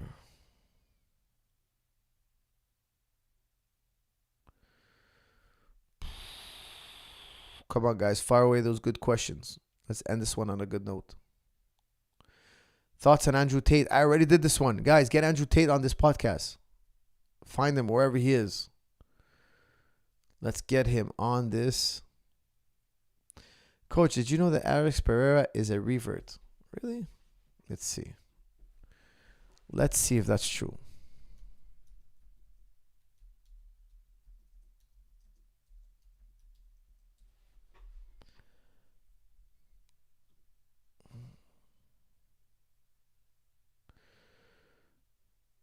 Oh, yeah, actually he is Muslim. Huh? Look at that.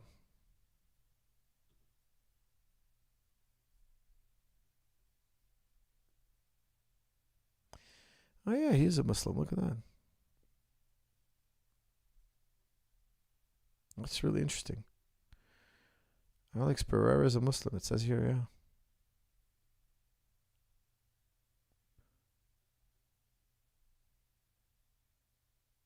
I know he's come from a very hard life. He was an alcoholic, lived in the favelas. I saw a little piece they did on him. And he lived from a very, very difficult life, like gangs and all that. And now look at that. He's fighting Adesanya for the World Championships and...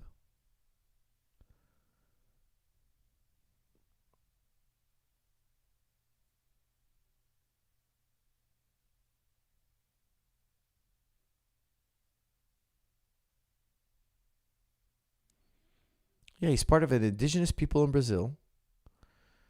Alex's young sister, Alina Pereira, plays sports for glory. She fights for glory. His sister's also a kickboxer, etc., etc. And he had a friend who gave him books about Islam, and he read up on it, and he converted to Islam. Very interesting. Yeah, I remember him. They were saying he's from a very remote tribe in Brazil. Very interesting. I didn't know that. That's actually super, super interesting. Is Tinder bad? Well, let me tell you guys something. Hold on, guys. I got to lower this light. It's burning my eyes. Give me 1 second.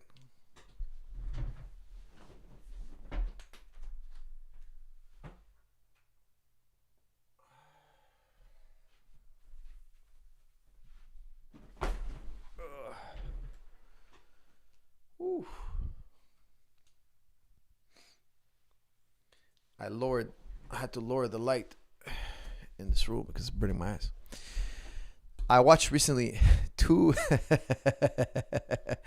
I watched two documentaries recently on Netflix. One blew my mind. Tinder Swindler.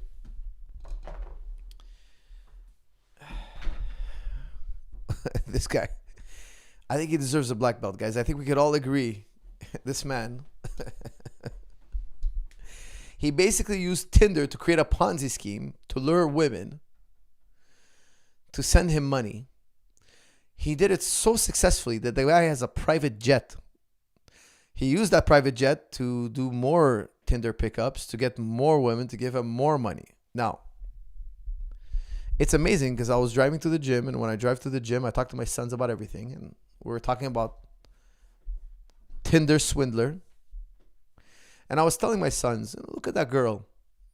Let this be a cautionary tale. I said, look at this girl. She meets a guy. He has a jet. She thinks he's rich. She doesn't have to work a day in her life now. She's going to have $1 million home.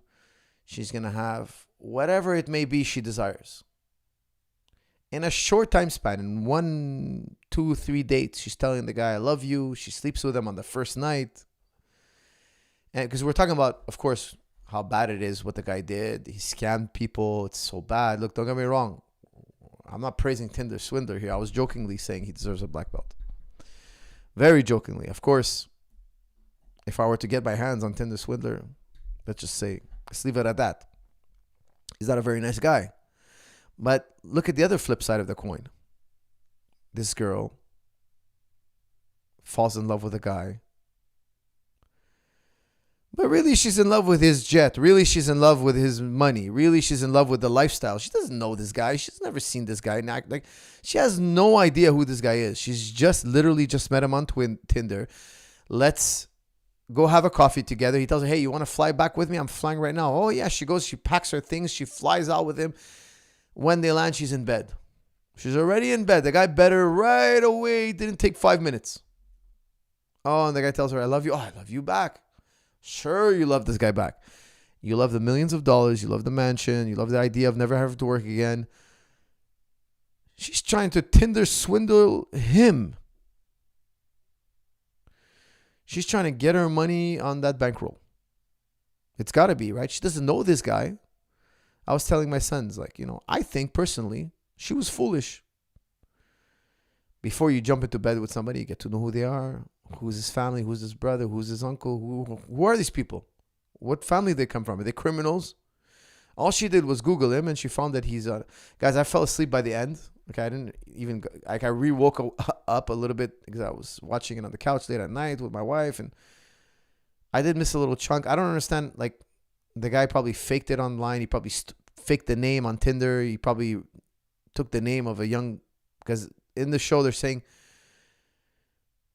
the girl was under the impression after Googling him that he's the Prince of Diamonds because his father's the King of Diamonds. He owns his diamond company or whatnot.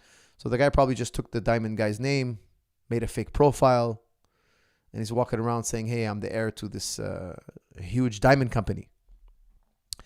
Lo and behold, the girl's like totally heads over heels with the guy, of course, because he's hella rich. But, I was telling my sons, she's so shallow. She's so naive. It's probably because she doesn't have a father or somebody, a guardian, to teach her about life. Yeah, there are criminals out there, and before you do these kind of things, before you commit yourself to somebody, before you lend somebody money, you got to know who they are. What kind of person are these people? What kind of family are they?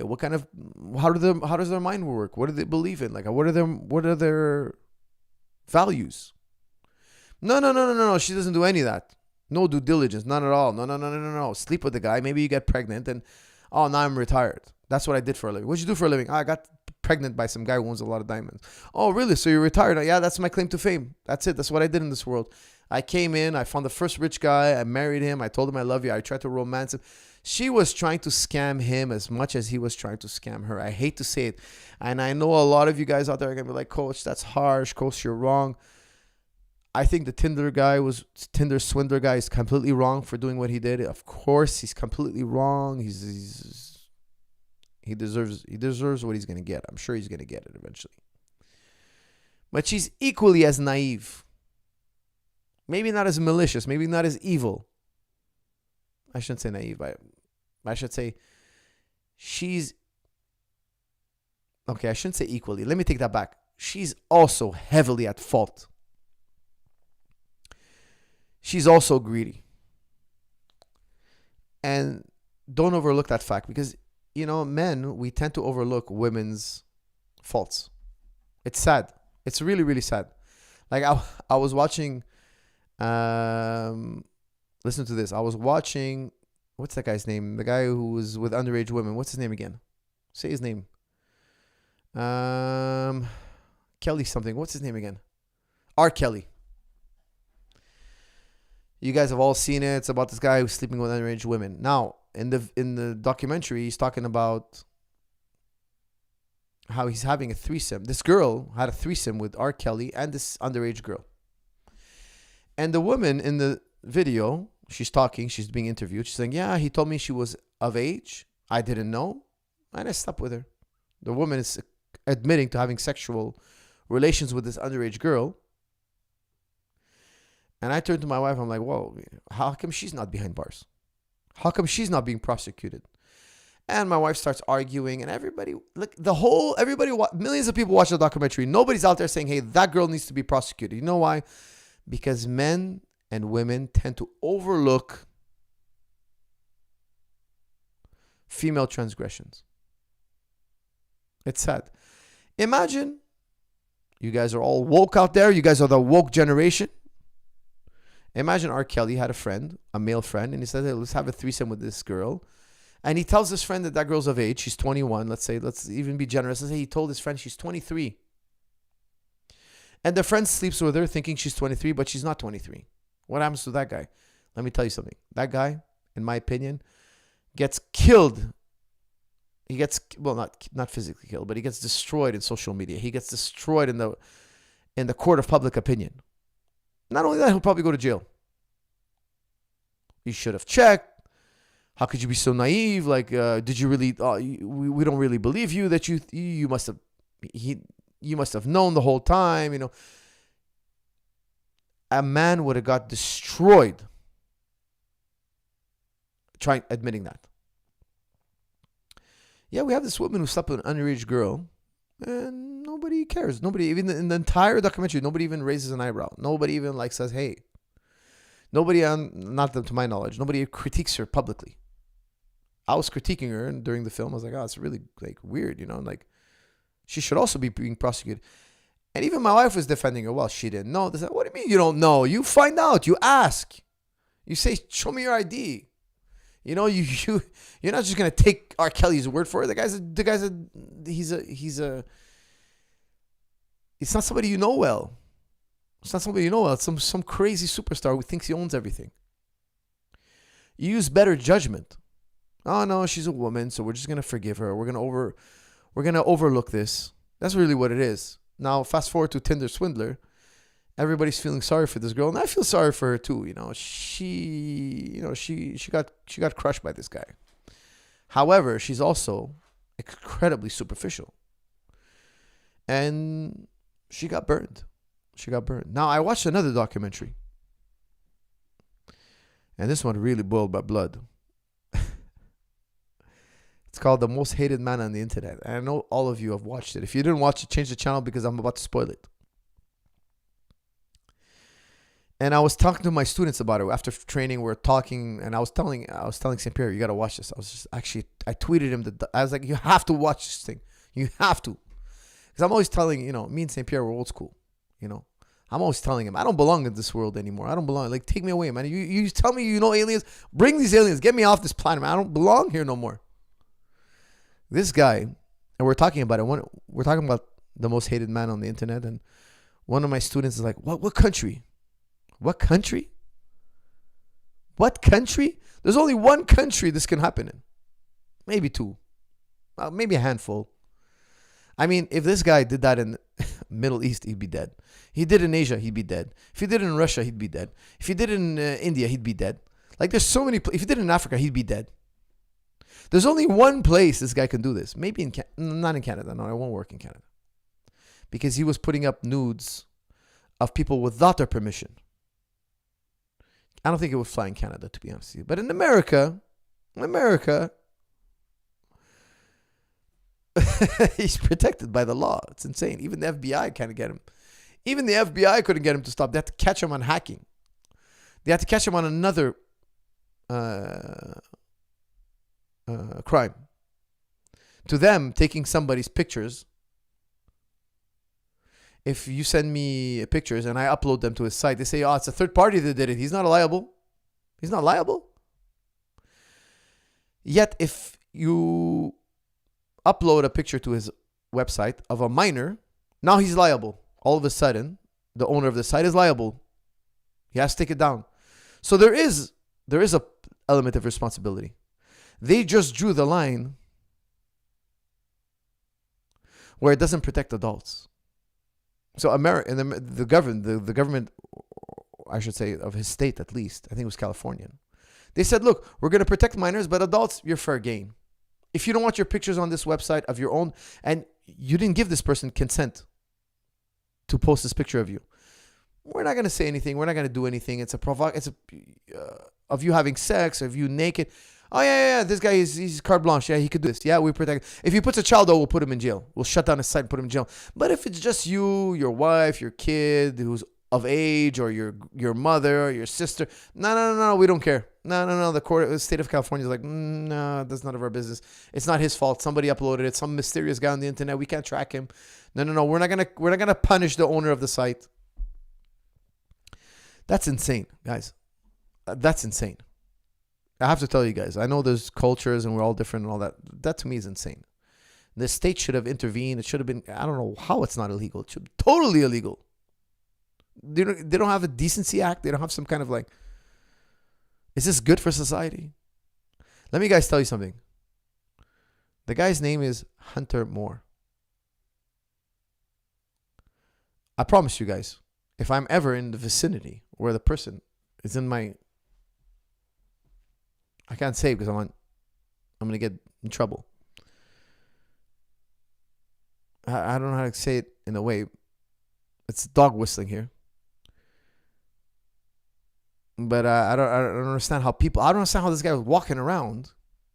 Now, I understand it's not your kid, it's not your wife, it's not your kid. But yeah, but just out of making the world a better place. Because this guy was, for those of you who didn't see it, people were killing themselves, literally, committing suicide. And this guy was, his reply, and he admits to his reply. He admits to it. His reply is, LOL. And he goes on a talk show and he's like, hey, it's not me. It's not my problem. It's the other people uploading it. He's playing dumb. Yet this guy is still walking. And he only got 2 years in jail, which is really, really sad. He's still walking around. To me, it's insane. It's totally insane. It wouldn't fly 90% of the world. 90% of the world, you'd be sleeping with the fishes kind of thing. But guys, what can I say? What can I say, man? There's only one place in the world I think that's really this could fly at this level. What else we got here?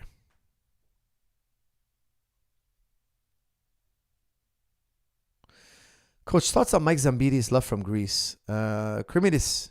Everybody's in Greece. Everybody in Canada, from Canada, has gone to Greece this year. I wish I could have come to visit. One day I will visit your fine country. I was a very, very big Mike Zambidi's fan when Mike Zambidi's was fighting. A huge fan. I love to watch that guy, especially because he was so short. I want to see what techniques he would use. He was a phenomenal fighter, really incredible, truly incredible fighter. Coach, having a hard time developing sweeps without threats of leg locks in no-gi. Must I look to just tripod sweep, Ashi, and Kani Basami to get sweeps? You're having a hard time developing sweeps without the threat of leg locks.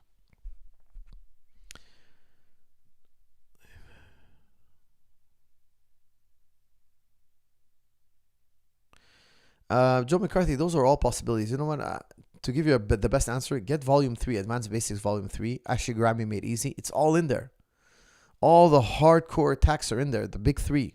The big three when he's kneeling. The big three when he's standing. The top three and the entries are in there. So honestly, do yourself a good service and get that video. It's all in there. It's better than giving you a verbal answer. It's really, really... I've answered that question. Coach, having a hard time... it's the same one.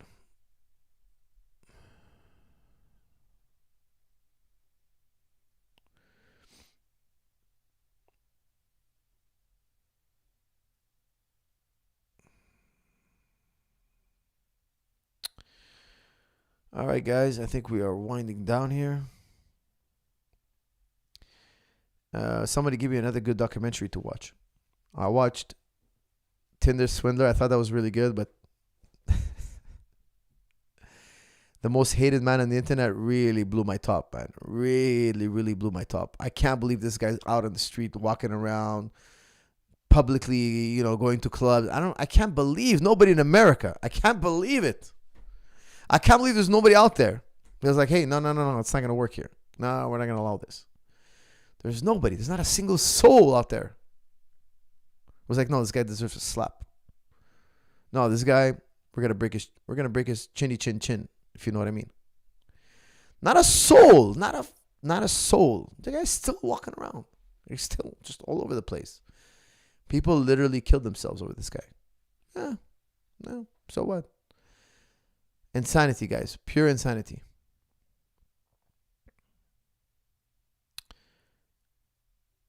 Where's Cain Velasquez when you need him? That's from Shaka Garami. That's a pretty appropriate. I'll tell you something. I have no criticisms of Cain Velasquez. I sympathize with him. Now, look, guys, don't take the law into your own hands, but I understand that the guy lost his mind. I don't know all the details, but I could believe that he has more restraint than I would have had. I can believe that. For those of you who might not heard, his child was harmed, he replied with a illegal force, and from what I understand now, he's awaiting trial. I sympathize with the guy, but maybe we can understand. I understand he lost his top. He lost his mind, blew his top. It was a crime of passion, but I don't blame him. Still, I don't blame him. If those guys were involved, and I heard it's not the guy who actually did it, it's the father of the guy, but the father, guys, I blame parents, I blame parents. If your kid does something horribly illegal, like goes up and shoots up a school, I believe we have to throw those parents into jail. I believe it. I think so. You're responsible for your children. Now we have to investigate. Did the parents abuse this child? Did the parents raise this child? Did the parents teach this child right from wrong? Did they do their duties? Or were they drug addicts? Were they abusive? Were they absent? They have to pay. In my opinion, they have to pay. They have to do 25 years in jail. They have to be executed. Guys, I know I might sound hardcore, but every parent now is going to be aware of what their children are doing. Parenting is going to skyrocket in efficiency. You have to punish the parents. In my opinion, you have to punish the parents. The parents didn't do their parently duties. And they deserve that. Now, if you investigate and the parents were good, the neighbors tell you, no, they were always good. The family members tell you, no, they were always there. The kid was just a bad seed. They were constantly on his case. They've tried to rehabilitate him many times. The guy was just a bad seed. Okay. Yeah, it's not the parents' fault. They're good. However, if the parents were shitty parents, in my opinion, they deserve to be punished. All right, guys, that was a bit of an unhappy note to end on, but I hope you guys enjoyed this episode. I look forward to the next one. Please leave your comments and questions, as always, in the comment section. Check out TristarGymDigital.com. Check out JujiClub.com. Plenty of great stuff out there, and I'll see you all